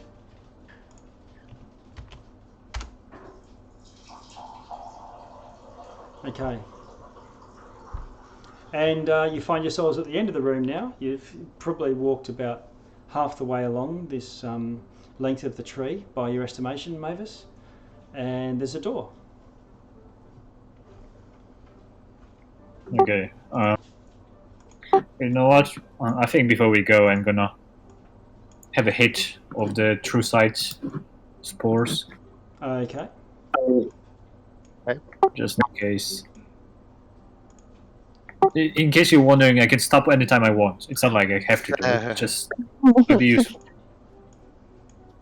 Are we going to have a break soon? Yeah, it's just gone 10, and before we open the door, let's take a 10-minute break. That'll be good. Sounds good. Okay. Alright. Cool. Okay, and... Okay, and we are back from coffee, drinks, break. I think, where were we? If I'm looking on screen. Celeste, Slatney and Mavis. 3 of you. You're all treasured up from looting the last couple of rooms. You've now got boggle oil. And you are faced with a door that leads further to the north, deeper into Loomlurch. Step up and listen at it. Okay, can you do a perception check for me, Slapney? 19. 19. Okay, let's see. You don't hear anything on the other side of this door? Test to see if it's locked. Okay.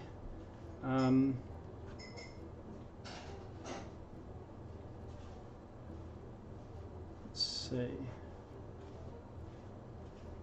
That's the kitchen door, right? Oh, that's the kitchen there, right? Okay. Oh, I guess it will be locked, won't it? Let me just check. I mean, there's no other doors in here. Yeah, The but other door outside. maybe the kitchen's elsewhere, though. But you're right. Might be right. Let's find out. If it's locked, the first thing I'll do is try that key. Yeah. Okay.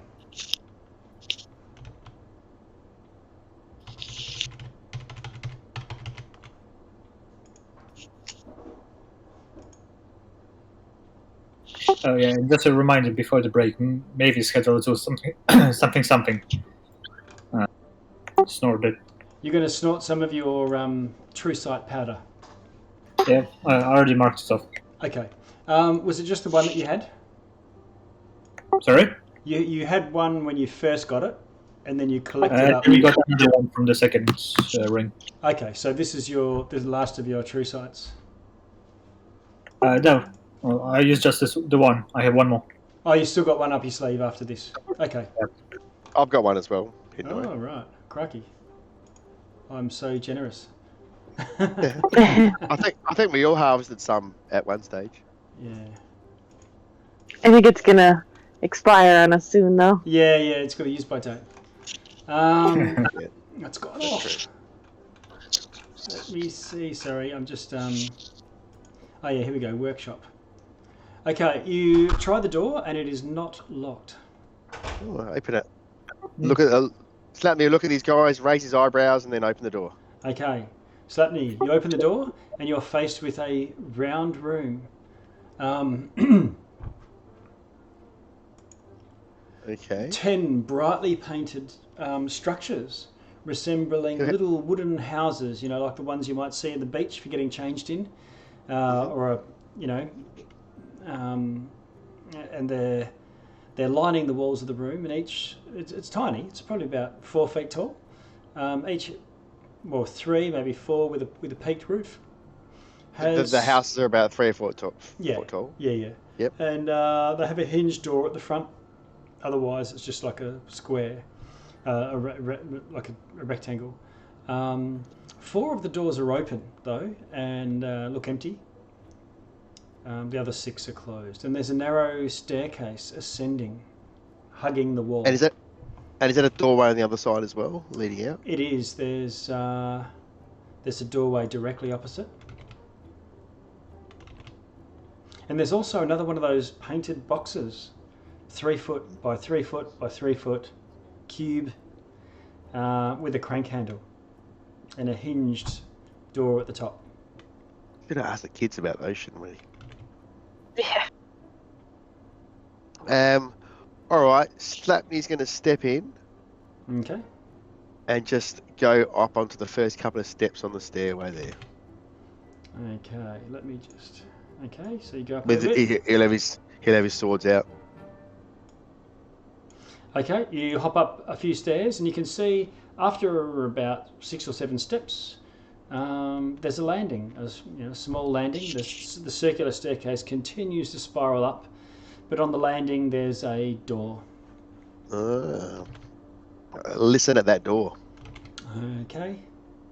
Have a listen. You want a perception? Perception, please. Yeah. 8. You can't hear anything. These doors are very solid.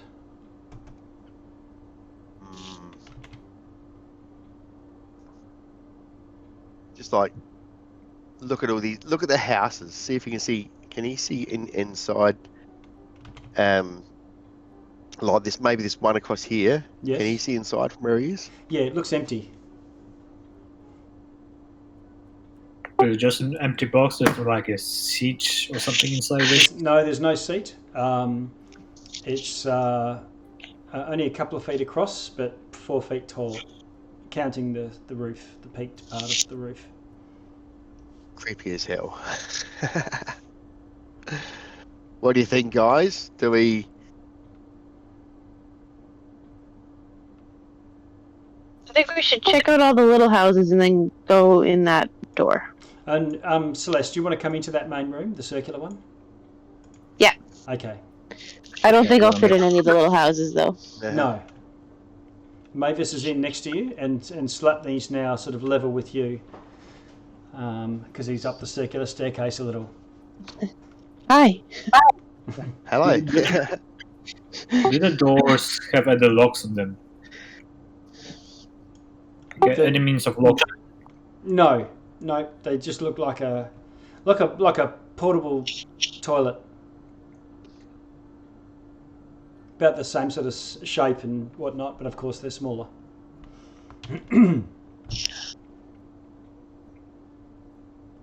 There's only so many colorful boxes that I can handle without opening one. I'll open the blue one. Yes, okay. You open it up. Let's see.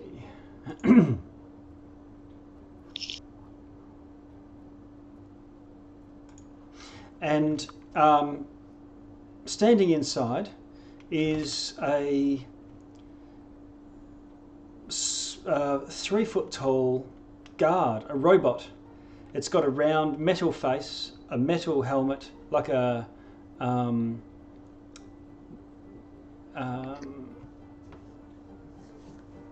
with a ridge down the middle, and the sort of pot-bellied metal breastplate that some knights might wear. They've got flouncy puffy shoulder pads and striped pantaloons, leather boots, and what look like gauntlets, leather gauntlets, sort of folded over at the cuff, with sort of metal arms in there. And it looks at you, and the eyes sort of light up, and it goes, "Intruders!"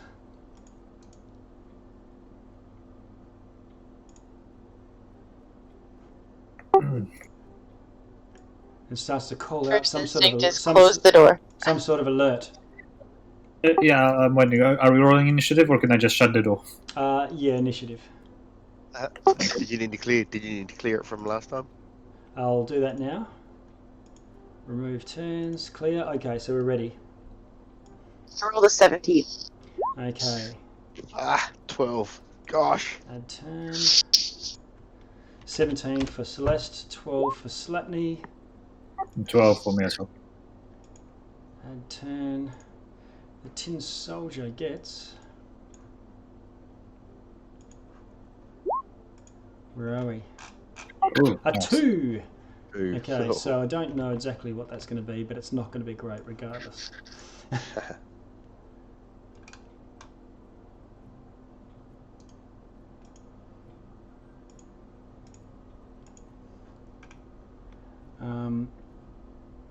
So I'll just put them in, bear with me.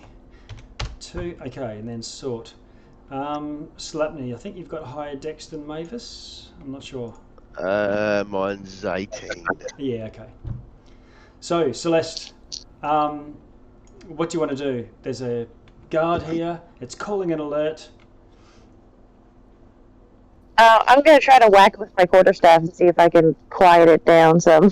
Okay, you move across and roll to hit. Oh no. 10. Okay, it seems you hit it, but it's because of all this metal, it's actually armoured, and the squishy stuff is protected by that, so it's going to be a lot harder to hit than that. Anything you want to do with a bonus action? Or move, any other movement? No. Okay. Okay. In that case, we're on to Slapney. Okay, so how high up is Slapney? Probably about 5 foot off the ground. Okay, so he could just move straight in Oh yeah. with his normal. Yeah. All right, so he'll just move in and hit it then Okay. with both weapons. Okay. Yep. So move yourself, and so it goes Slepny, then Mavis, then Celeste in a row of 3, all facing this soldier. Roll to hit. Alright. First attack. 20 all up. 20 hits. What is And this? I'll do What is this with? This is with his short sword in his main hand, Okay. and his short sword in his left hand. 18. Nice.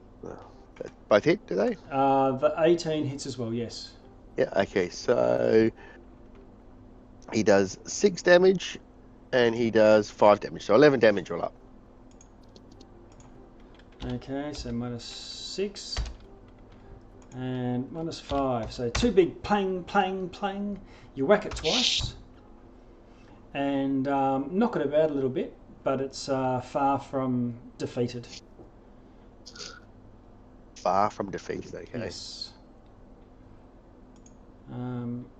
That's you, Slepny. That's both attacks. Anything else you want to do? No, that's him done. Okay. Mavis, you're right there. So, is it like a construct, or is it an actual creature just You can't see any. covered in armor? You don't know, but you can't see any flesh. Actually, Any I can show you a picture. Oh, cool.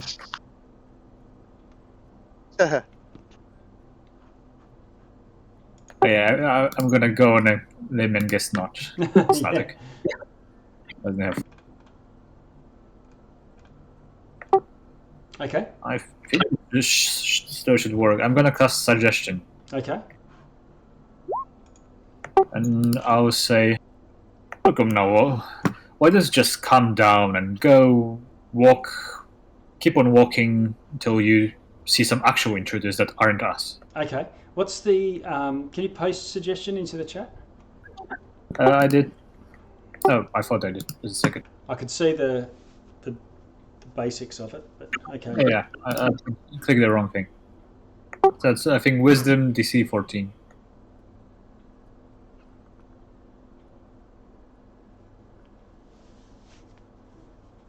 Okay. Mm. All right. So you cast out the suggestion, and it sort of looks at you, and then says, "Intruders, intruders," and robots out towards you. Seems to ignore it. Then for my bonus action, I'll inspire Slapney. Okay, Slepny, you are inspired. Yeah, that's a 1d6 for you. And I will say, okay, not work out, I guess just stab it, like, really good. Okay. I'll All stab right. it super good. Okay. The tin soldiers go now. All right. So this guy, he attacks at you, Mavis, and rolls to hit just by whacking with a metal arm, and he's going to whack at you twice like this. The first time he hits armor class 17. I'm gonna shield. Okay. And does that Miss. make it miss? Okay. And then his other arm goes and hits armor class 7 and also misses. With that, a door opens. Mm. And bizarrely, this drum floating, just tipping as if it's walking, but it's not, comes walking out of one of the closed doors.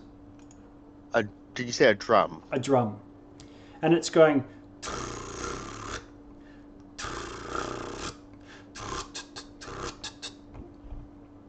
as you can imagine. Mm. Oh, yeah. And then it snaps shut, as if, like a executioner sort of dropping of the guillotine or whatever that you might do as a drummer for signals, and all the other doors open, and in each of these steps out one of these creatures. Wow. How badly wounded does the first one look? About half. Badly wounded. Sheesh. Guys. This isn't good. Two of them come onto you, Slapney. Two of them come onto you, Celeste. And two of them onto you. Oh, I can't really grab it. Where is it?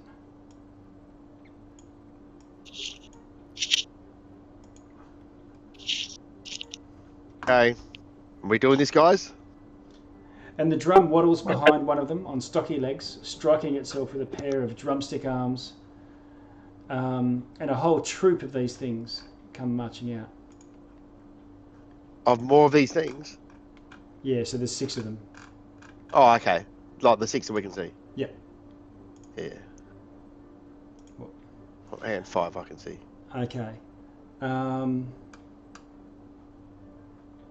Ouch.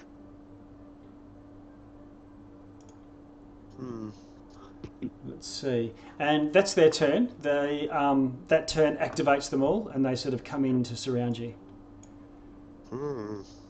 Celeste, what do you want to do? As a bonus action, I'm going to cast Shillelagh. Is that how it's said? Okay. Shillelagh goes off. You have your magic staff. And then whichever one's closest to me, I'm going to whack them. Okay. There's 4 that's within range of you. One of those is injured. If you want to go for I'll go for the injured one. Yeah, okay. Roll to hit. I rolled a 10. Oh, no. That's a miss. Ah! And Shillelagh will now last for a fair amount of time. I think it's like a minute. Until I let go of the weapon. Okay, cool. All right, so Slapney, it's up to you. What do you want to do? Oof. Okay. Oh, Slapney, I think it was... Did you get attacked by the... No, it was Mavis, was it? Mavis Yep. got attacked last round, yeah. Oh, but it missed. Okay, go. Yep, sorry. So, I'm not sure if Slapney will be able to tell this, but like, does he think if he moved away, these things are like focused and honed on him, or would they maybe go for Mavis? You're not sure. There's one of them that's definitely aggressing Mavis. Yeah. I mean, I just mean the 2 on me. Right. Oh, you're not sure. Okay.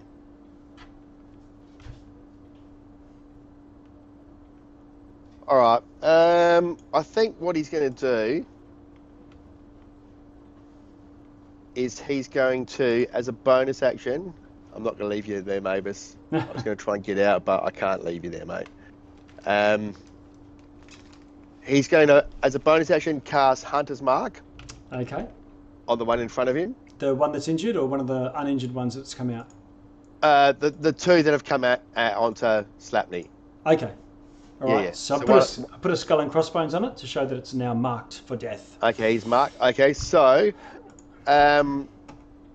Slapney's going to now with the inspiration that Mavis has given me. Do I need to call that before, or can I make it after the roll? After you roll, but Before I know if it hits, right? Yep, Okay. gotcha. Thank you. Okay, so he's going to hit that one. He's got Hunter's Mark on. Okay. 20. You hit it.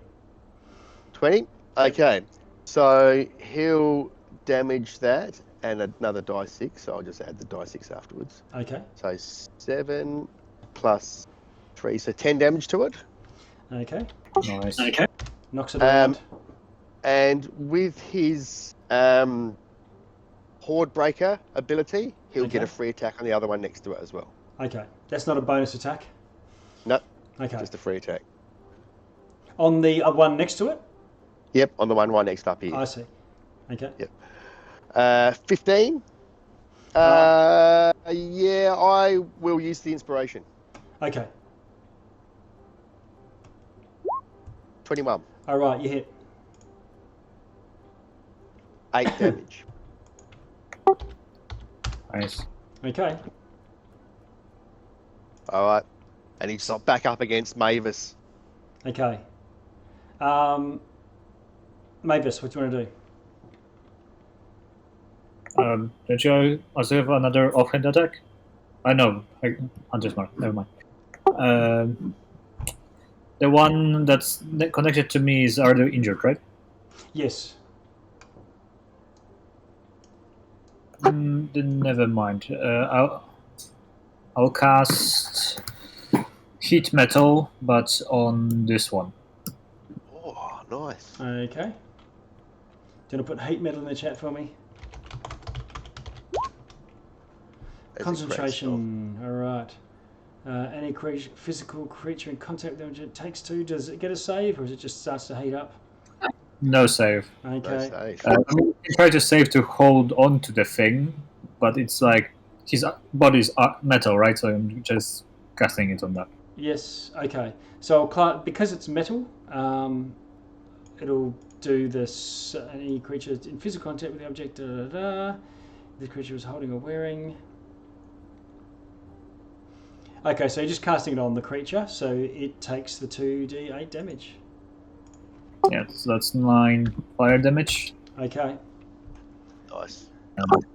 Okay, so that was my action. It takes the full amount. I'm gonna move, like, kind of like here, then here, then here. Okay. So that will get 3 strikes when you leave the one that's next to you. Yep. Okay. It attacks you. Hitting up class 15. I'm gonna cast another shield. Okay. So they put you up to that square, and then you're going to leave and try and draw out their reactions as well, I presume. Yep. Okay. So my AC just remains at 18 for the to my next turn. Okay, so 2 more hits come in, a 14 and a 14. Yep. Keep moving. So you're trying to draw all of their attention, and they all see you, and they all turn and they all flap at you, but you're too quick, or they batter against your magical shield force. And Okay. is that you? No, for a bonus action, I'm gonna inspire this time Celeste. Okay, Celeste, you are inspired. Now, Slapney, is your inspiration is gone now, isn't it? Okay. Yeah, I can use it. Yeah, so I'm putting the red dot for inspiration. Okay. Slapney, 2 of these creatures both try to strike at you. Mm-hmm. And they're striking in unison with the drum. The drum seems to be not making them hit more accurately, but sort of drive in, because they drive in attacking you in time with the with the stroke of the beat. Okay. First attack. Get that drum. Class 23 and does 8 damage. Definitely hit. 8 damage. So 8 damage. I'll do it in here. Yep, gotcha. Yep. It's at this point that you notice that you're being attacked. Like they're going for not joints in your knee, but just your thighs and shins. Just my thighs and shins. So it's non-lethal. Okay. Okay. It attacks again. Hitting class 24 with a natural 20. Doing 10 damage. Yep. So they're attacking twice, are they? Yes. And the other one that's over, that was the one that's injured. One of them moves over to you, Mavis, and attacks. 23 and a natural and a natural 2024. You're just rolling nat 20s against me. 5 damage. Okay. And 8. 5 and 8, 13.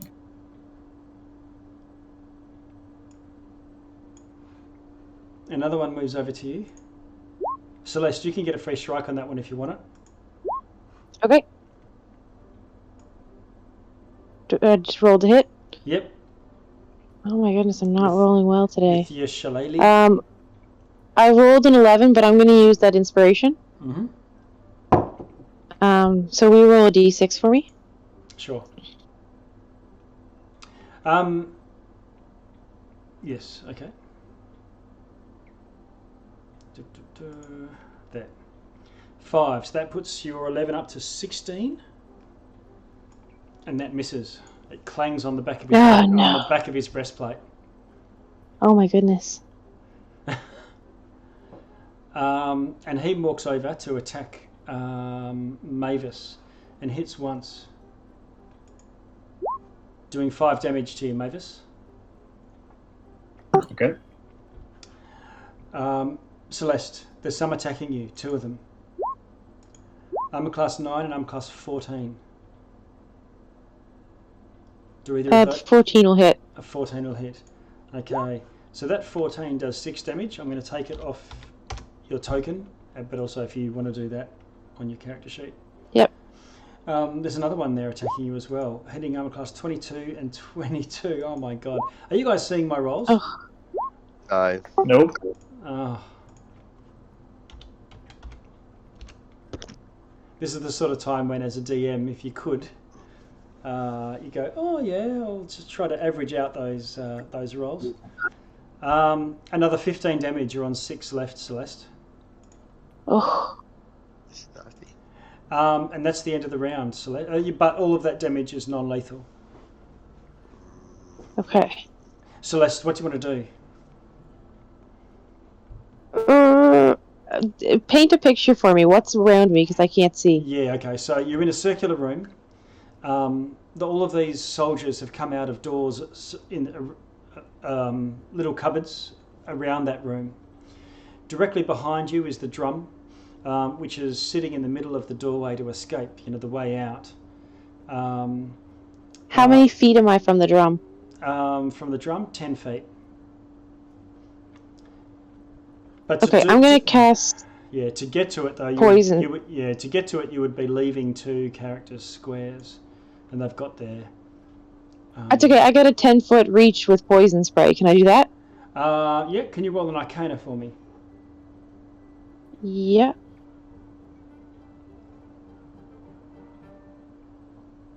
Oh goodness, a 4. Okay. Yep. Go for it. Okay, just gotta get back there. So that would be a 13 con save. Okay. So this spray of poison gushes out of your hands as you reach out, fingers spread, and it just like hoses down this thing, which seems to ignore it. Okay. It doesn't have any sort of organic parts. Poison is not a... I was worried about that. type of damage that can affect it. Do you have okay, and then as a yep, as a bonus action. 1 second. I'm going to turn into my starry form. Ooh. Okay. And I'm going to use the chalice form. Coming right up.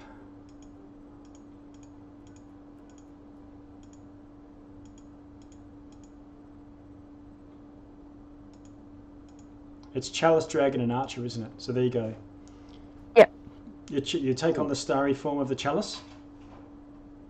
Okay. And Slapney, it's your turn. Okay. Slapney is going to drop Hunter's Mark. Mm-hmm. Bonus action. Cast Zephyr's Strike. Okay. He will then run over here to the drum and not provoke any attacks of opportunity because of the Zephyr's Strike. Yes, okay. And he's going to... Yeah, we'll actually kind of move up the stairway a little bit if you can. Yeah, sure. And bash the drum one. Okay. And with advantage on the attack from his Zephyr's Strike. Zephyr's Strike. Okay, roll to hit the drum.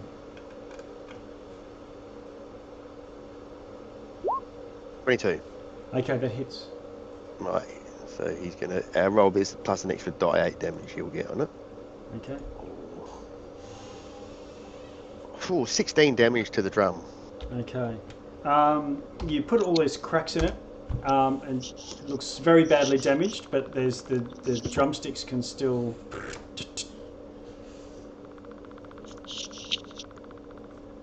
That's it. Okay. Oh, he. Hang on. So he's got double movement this round as well. He's gonna move up the stairs here. Okay. You move up the stairs, and one thing I forgot. Hang on, just bear with me. Sorry.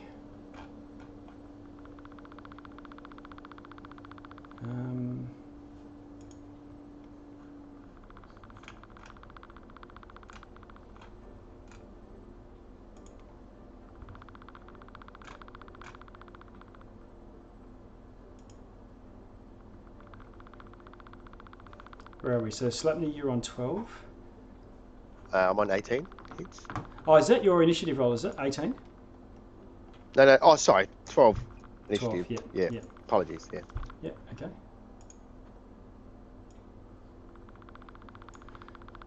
Okay.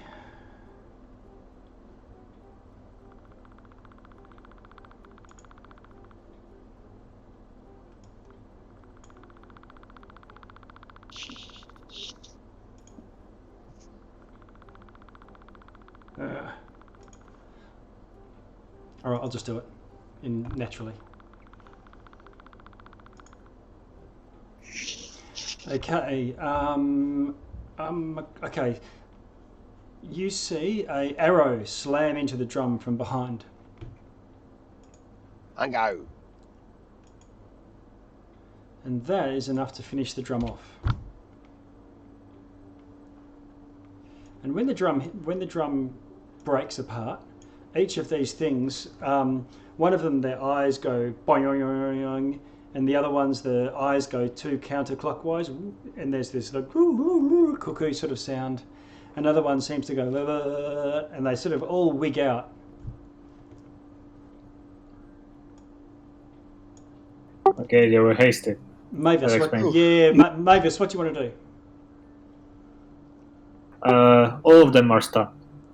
It seems so. Yeah, all the ones in the room, they're all getting beefed up by the drum, and they all seem to have been succumbed to whatever the drum is doing to them. So sorry, are they disabled Okay. or are they still doing stuff? They look stunned to you. Oh, okay.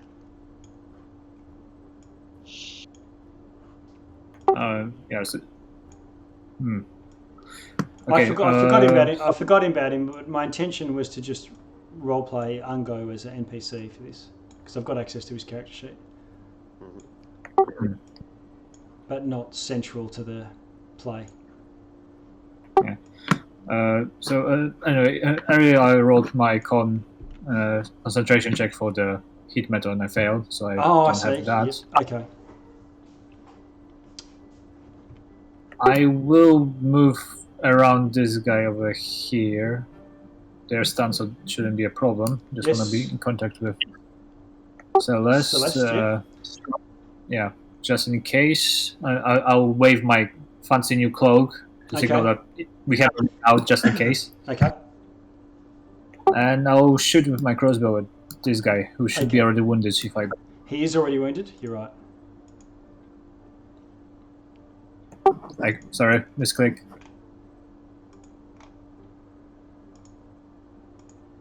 How'd you go? Pling. 14. A 14 is a miss. And clangs off his armour. Oh no, he's stunned? Does that give advantage? I don't know. It should give advantage. I think it does. Yeah, advantage. But I think the haste stun is just you can't take action on your next turn. Oh, it's not. like It's stun not. condition. Yeah, it's not. It's not haste. They are stunned. So you get you get advantage on him. Oh, that's cool. Yeah. Because he's Even worse.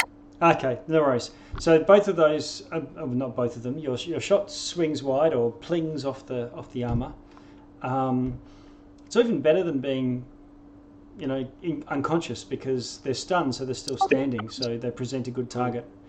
That's you, Mavis. And all these creatures sort of, and the eye socket pokes back in, the twitching finishes, and they spend their action recovering from their effect. And at the end of that, they're all back online. Well, one more thing, if I can just give bonus action inspiration to Celeste. Sure, yep, okay. So Celeste, you're now inspired once again. You got this. Okay, perfect. And now, Celeste, you are close to 3 of these things. How's my teammates looking? Both of them are about 2/3 to a half of their hit points. Mavis is right next to you, but there's still 1, 2, 3, 4. There's still 6 of these robots all surrounding the 2 of you. Ungo's right up the top of the stairs, quite a long way up, out of reach of all of them. And not Ungo, Slapney. And Ungo is actually in the other room somewhere, shooting through the doorway. Okay. I'm going to 2nd level cure wounds on myself. Okay.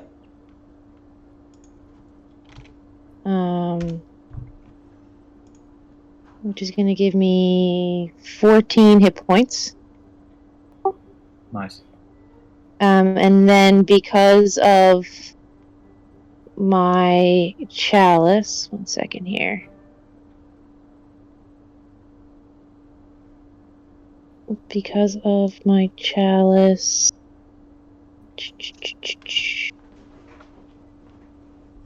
somebody, are they both within 30 feet of me? Slapney and Mavis? Yes, they are. So I'll give Mavis, he'll get 1d8 plus 3 hit points. If somebody wants to roll that for me. Okay, 1d8, I've got it. So you get 5 hit points back. And is that plus 3? Yes. Okay, perfect. Thank you. And that's it. Okay. Or actually, can I Misty Step? Bonus action, Misty Step. Not if you cast a spell this turn, because Misty Step. Oh shoot! Yes. Spell. Okay. Okay. Perfect. Okay. Slapney. Okay. So this one down here, next to Celeste, is that one wounded at all? Both of the 2 next to Celeste against the wall, so that she's got them pinned, are completely unharmed. Unharmed. And this one here, these 2 here. Have we got? There's no health bars on them. I'll put the health bars up there while you're at it, but they're both at about 1/3 missing.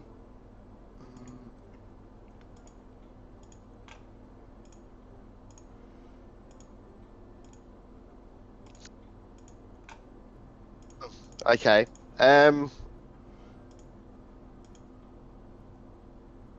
So I think. Yeah. What you want to It's do? looking a bit. Yeah. Okay. Slapney's gonna run down to this one here. Which one? Oh yeah. Yeah, that one down the bottom. So you run down to the doorway, across the doorway that Ungo's covering, tucked in behind Mavis and Celeste, where there's an unharmed one. Yep. And he's gonna hit it. Hit it twice. Okay. Try to hit it twice. Miss. And then just with this last A 1 few and feet. a 3. Okay. Just terrible. Just move back out the way here and back up the stairs a bit, and Okay. he still won't provide a attack of opportunity. That's the Zephyr strike going off. Yeah. Okay. You see Ungo come in. He's just beyond the doorway, and he takes a bead on the one that's next to Mavis in the middle of the room. Takes a shot. Let's see. Okay, and with a 19 that hits, and it does 17 damage. 17. Putting it on the bare bones of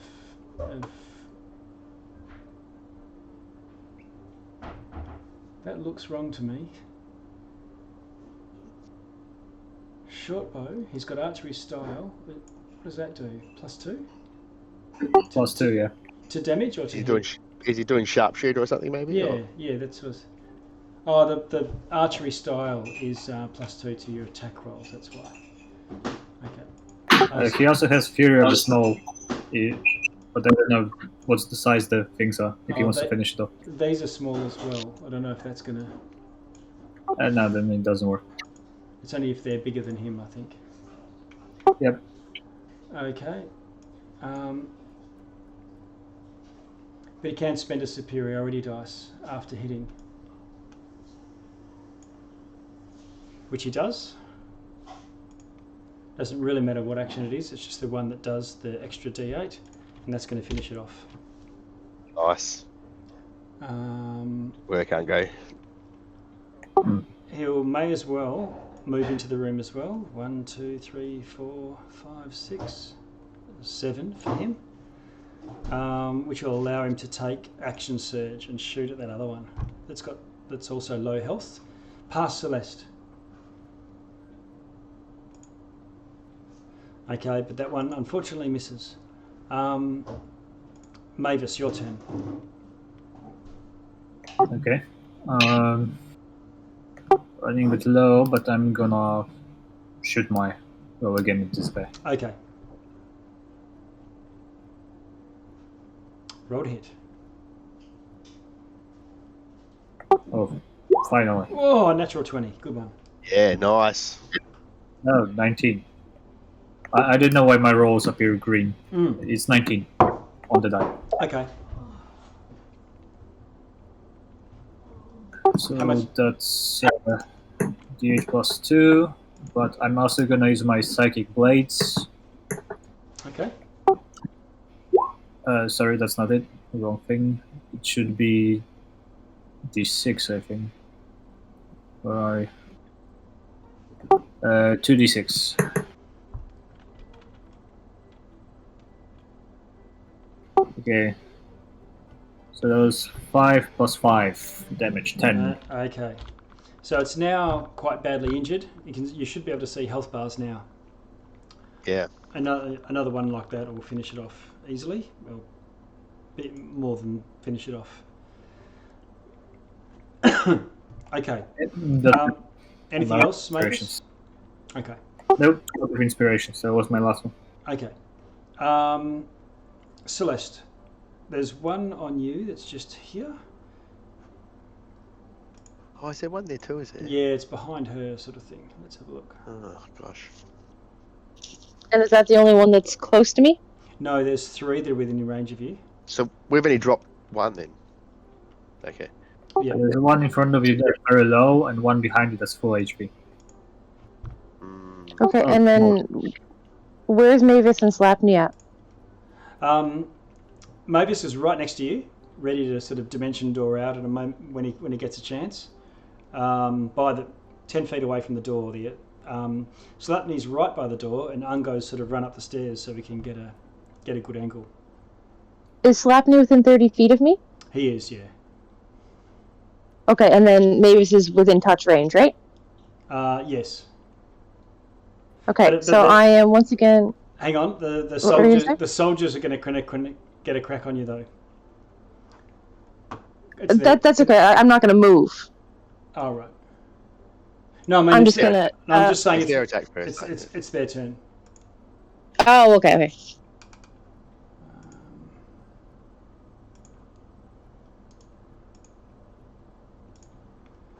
One of them attacks you.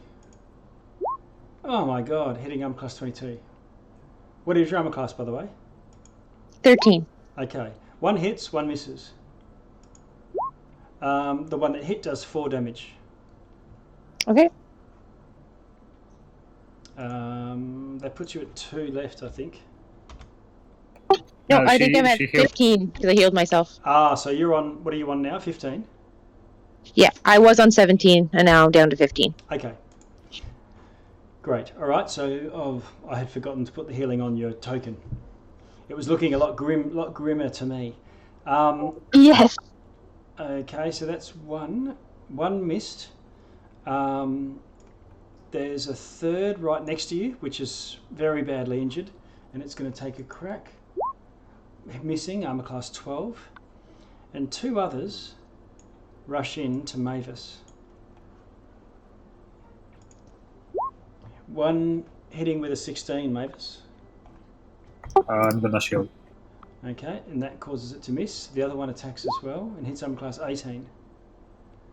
That's my AC with the shield. Okay, so that's going to do 8 damage to you. Doesn't hitting the exact AC still miss? It hits. Hits, okay. Yeah, if your armor class is 18 and they roll 18, then they hit. But that's all. That's their turns. Celeste, what do you want to do? It's now your turn.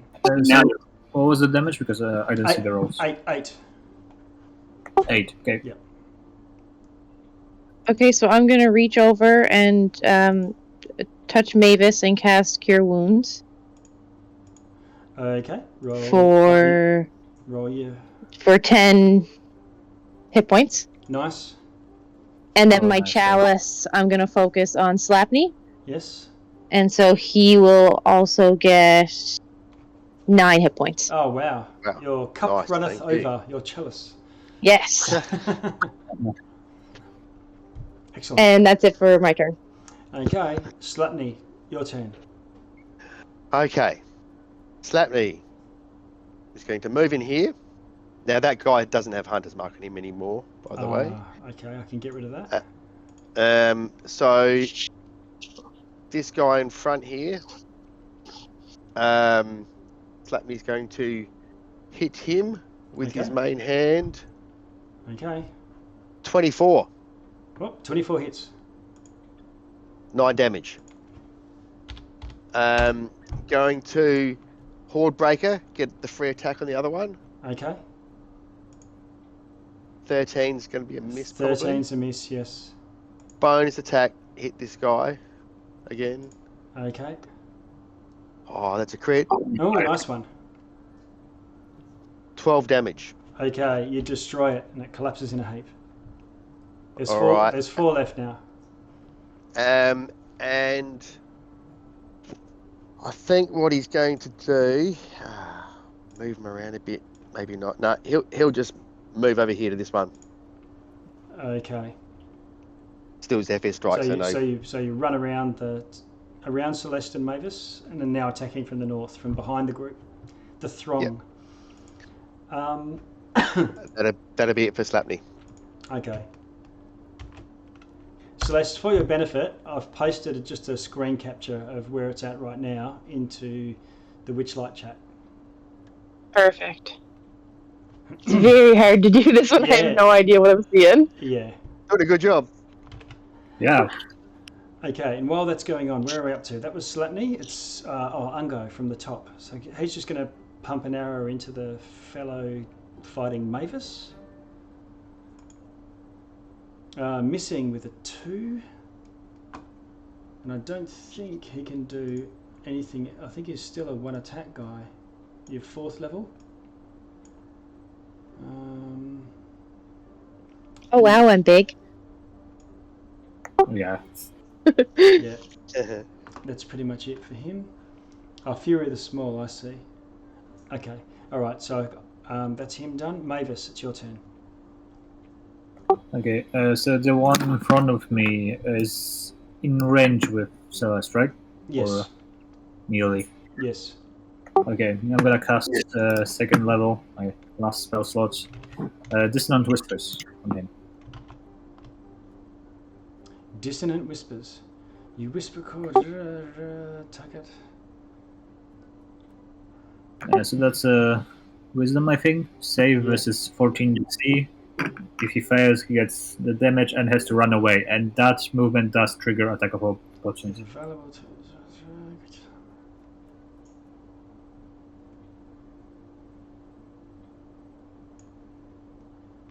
Okay. It's a wisdom saving throw. Here we go. It fails and rolls -2. Nice. Sorry. +1 for cast, so that's 16 psychic damage, and he has to run away. Okay, he runs away. And that And triggers. do I get an opportunity attack? You do, yes. You can crack him with your shillelagh. Is shillelagh concentration? Yep. Might want to just check that in case. No. Great. I rolled an 8, but I have the Bardic Inspiration, so I'm going to add that on if you'll roll a d6 for me. Okay. And Mavis, how much damage did you do to it? Total 16. Okay. Actually, you know what? I'm going to keep that Inspiration. Yep. Because I don't think I can possibly get it high enough to hit. What did you roll? An 8. Oh, yeah, okay. Yeah, no, I'm going to hold on to that. Can I kick it in the butt as my attack? I don't think so. Okay. Reaction butt Yeah. kick. Yep. But it's going to run. It goes dashing off down the thing. And then the soldiers go. One onto you, Slapney, because you've come and distracted it. And it hits with a natural 20. Slamming you for 7 damage. 2 more onto you, Celeste. They still can't really get away from you. It also hits with a natural 20. Doing 13 damage. Oh no. And the last one strikes at you, hitting with a 23, doing 6 damage. I am down. You are, yes. And Celeste drops to the floor. Huge thud. And that's their 3 goes. Okay, that complicates things. Does. Slapney. Okay. Not too bad. So these guys are within 5 feet of each other, right? So Slapney will dash in there. Okay. Which is good. He's going to hit the unwounded guy.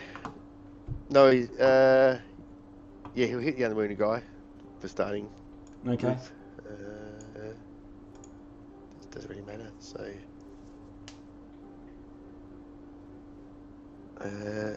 Crit. Natural 20. Nice. We're having a So volley, 12. a volley of natural 20s. Okay. Ding, ding, ding. Yeah. 12 damage to the unwounded guy. Okay. Horde breaker attack against the other guy. Okay. Roll to hit him. 19. 19 hits. 6 damage. 6 damage destroys it. Yes. Bonus attack on this other one. Okay. 23. Nice one. Hits again. 6 damage. Minus 6. Okay. It's badly injured, but not down yet. Okay, that's a slap me done. Okay. Ungo's gonna. He can't. Oh, he can get a beat because Celeste is in a heap. So he's gonna shoot it. It's pretty badly injured, I think. Yep. So he's just gonna shoot it without taking the minus 5 to hit. And hits with a 16. How much damage is that? Here we are.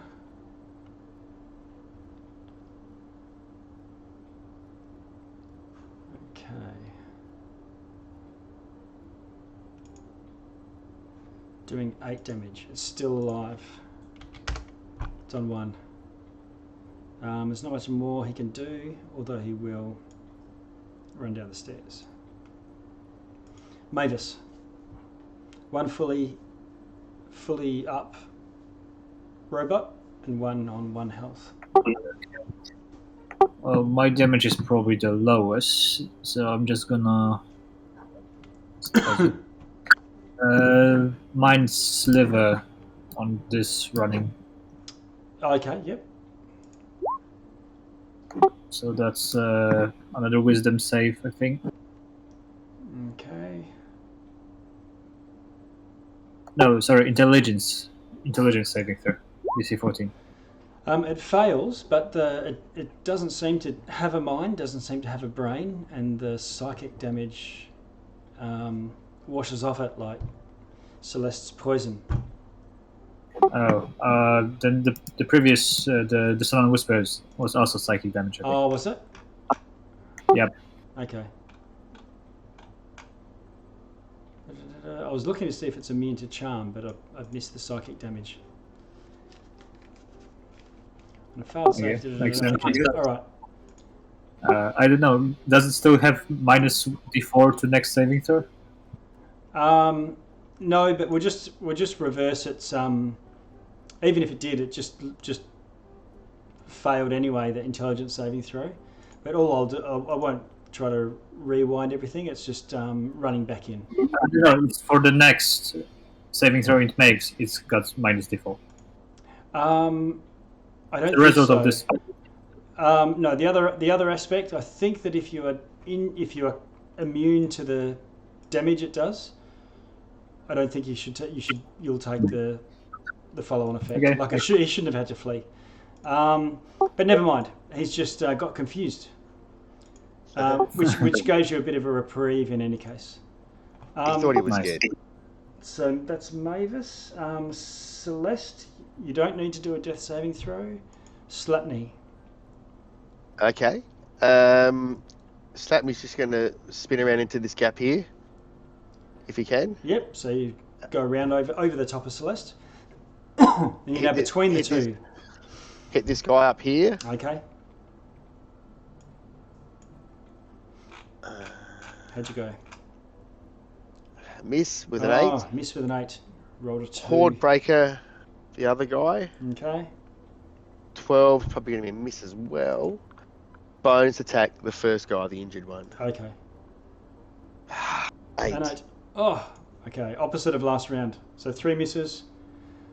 Ungo will try again. This time shooting for the one that's badly injured. Rolls a 10 and misses as well. These things are tough just because of the armor class. Go.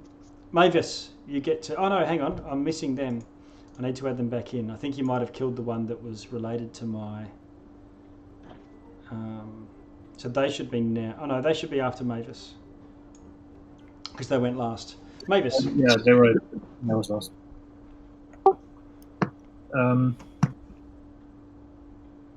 Wait, shouldn't they go at some point? Because I think they skipped a run. They do. I'll do them now. I'll just insert them right now.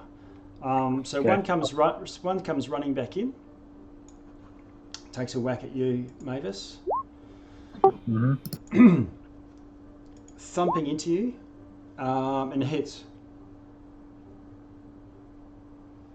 Do you want a shield? I should be telling you whether they hit or not, but not the number. I mean, I don't have anything. My AC is 13. Okay, all right. So he hits and does 6 damage. Okay.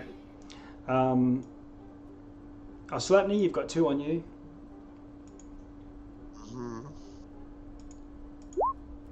Armor class 6 and Miss. armor class 11. Sorry, not Miss. 6, but it misses anyway. And the second one hits 23 and does 8 damage. And now Mavis. Okay. I don't really have much because everything I have does psychic damage. Ah. Got a melee weapon. One, it's in melee with you in any case. I have a dagger. I can have a swing with a dagger, I Okay. guess. That one was wounded. Was that one pretty badly wounded, was it? Or? Oh, I had to give the psychic damage back. Oh, okay. 13. Ouch.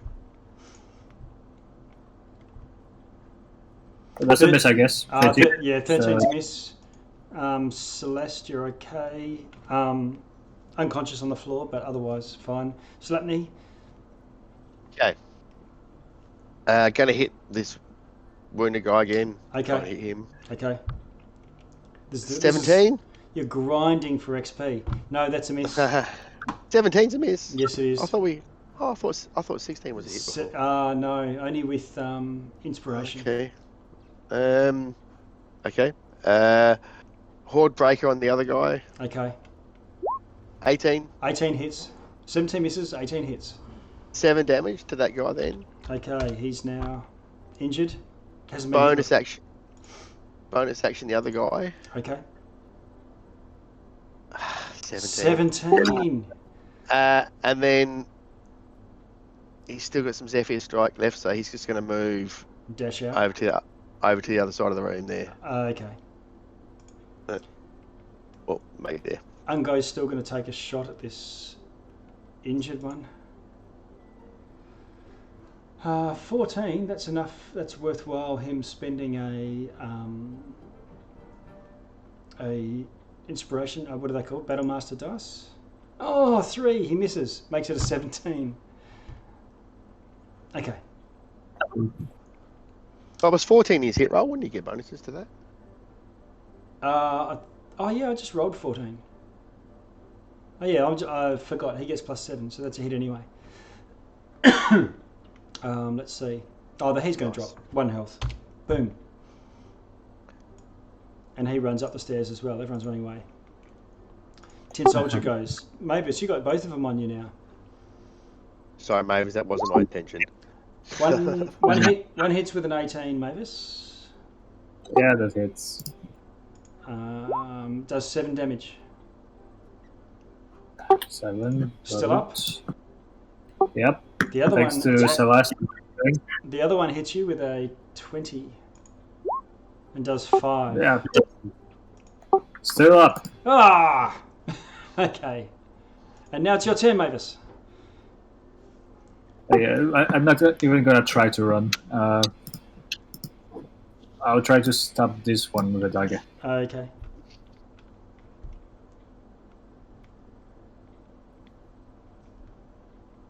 Oh, come on. Here it comes. A natural 1. The die was on 20 and then it hit the wall on the rolling screen. Okay. All right. Sorry, Celeste. We will hope that you're up, but luckily, at least you're not bleeding out. Exactly. Slutney. Okay. Jeez. Yeah, he's going to move here. Okay. Hit the wounded guy up the top there. Okay. Miss. Horde breaker the other guy. Miss. Oh. Bonus attack this guy. Okay. 20. Hit. 7 damage. All right. And then he's just going to move back another 5 feet and try and go one of them to follow him up. Okay.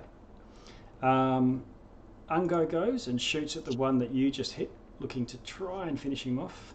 We have to remember there's a +7, but he rolls a natural 1. And goblins don't get the one that's a halfling, I think. Yep. Okay. So no, he doesn't do anything, but he will, in the same way as you, maybe come down and present. Oh, maybe not. He's not here, so I'll leave him up there as covering fire. He's probably better off to sit up there and Tin finish it off with him. Tin Soldiers go. One attacks you, Mavis. With a 12. Missing? Miss. The other one attacks you with a 15. Yeah, that's it. And that puts you unconscious.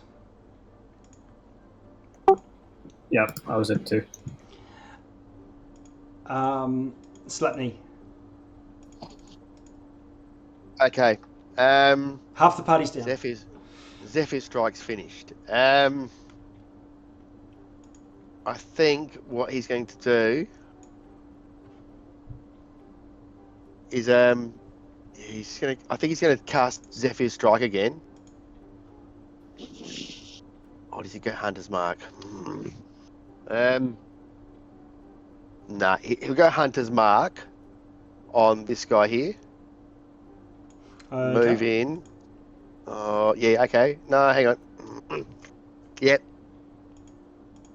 Move in. No, sorry. Zephyr Strike. Okay. Zephyr Strike. Move in. Hit that guy with advantage with the Zephyr Strike. Okay. Yeah, the Zephyr Strike's huge by giving you the bonuses. Misses. Misses with a 16. Hit the other guy with Horde Breaker. Okay. Miss. Oh, And then back out of the room okay. and not get any advantage attacks on them. Okay. In fact, he'll move. He can move double his movement really, so he'll move back over here Okay. for now. Okay. Yep. That'll be it for him. Okay. Okay. Ungo hits. And does not drop that guy.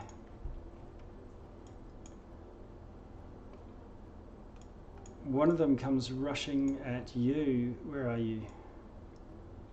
What's their speed? Okay. 1,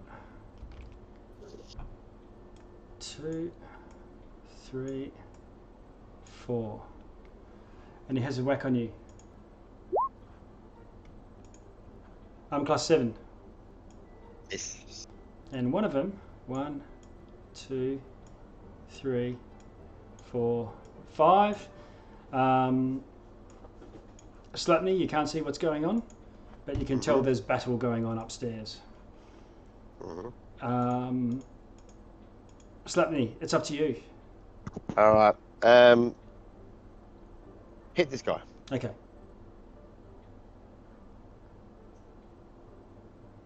20 hits. 5 damage. Dead. Okay. Run in. Yes.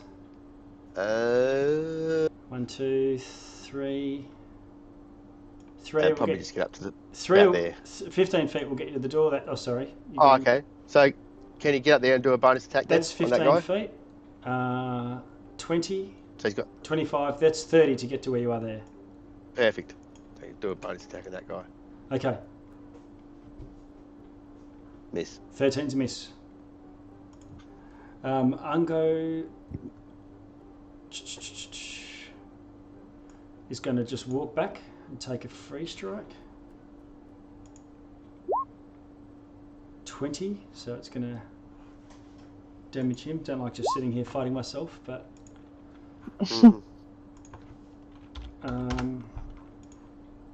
it's probably important to know exactly what it is rather than me just averaging. And then Ungo takes a shot. 8, he can't possibly hit, so that's it for him.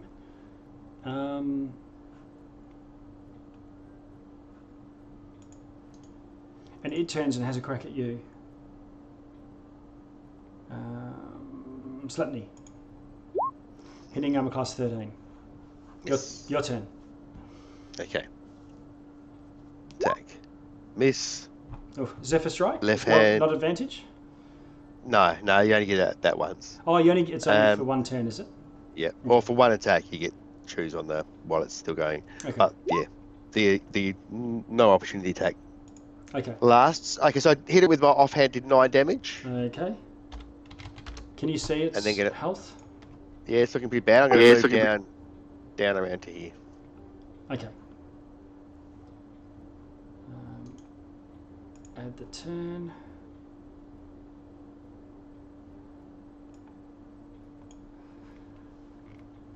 Hungo. And then it goes. And misses Hungo. Slapney, you can dash back up. Run back up. 11:26. Okay, one It's a hit. hit. 8 damage. Okay, Offhand misses. okay. All right. With that last blow, it crumbles to a heap, and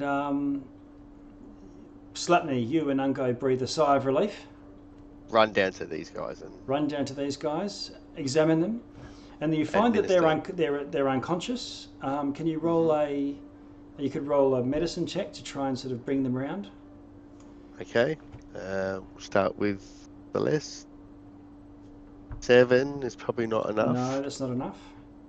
Try for Mavis, 17. Mavis, you come conscious. See, So, that's Mavis. why we don't touch any colorful boxes. And Ungo can at least try, and brings you around, Celeste. Okay. Mm. How many hit points? One? Well, eventually, all within about an hour. Yeah, stay on one, but all of the hit points that you lost in that battle were all temporary. So I think we can look it up between now and next week because we'll finish here. But you will recover temporary hit points after a time. Okay. Wow. Yeah, so That was a close one, guys. It was very close. Probably might not have been so close if there was 6 of you. Yeah. Might not have been so close also if I'd remembered Ungo for the first couple of rounds of the battle. Because the intention was to have 4.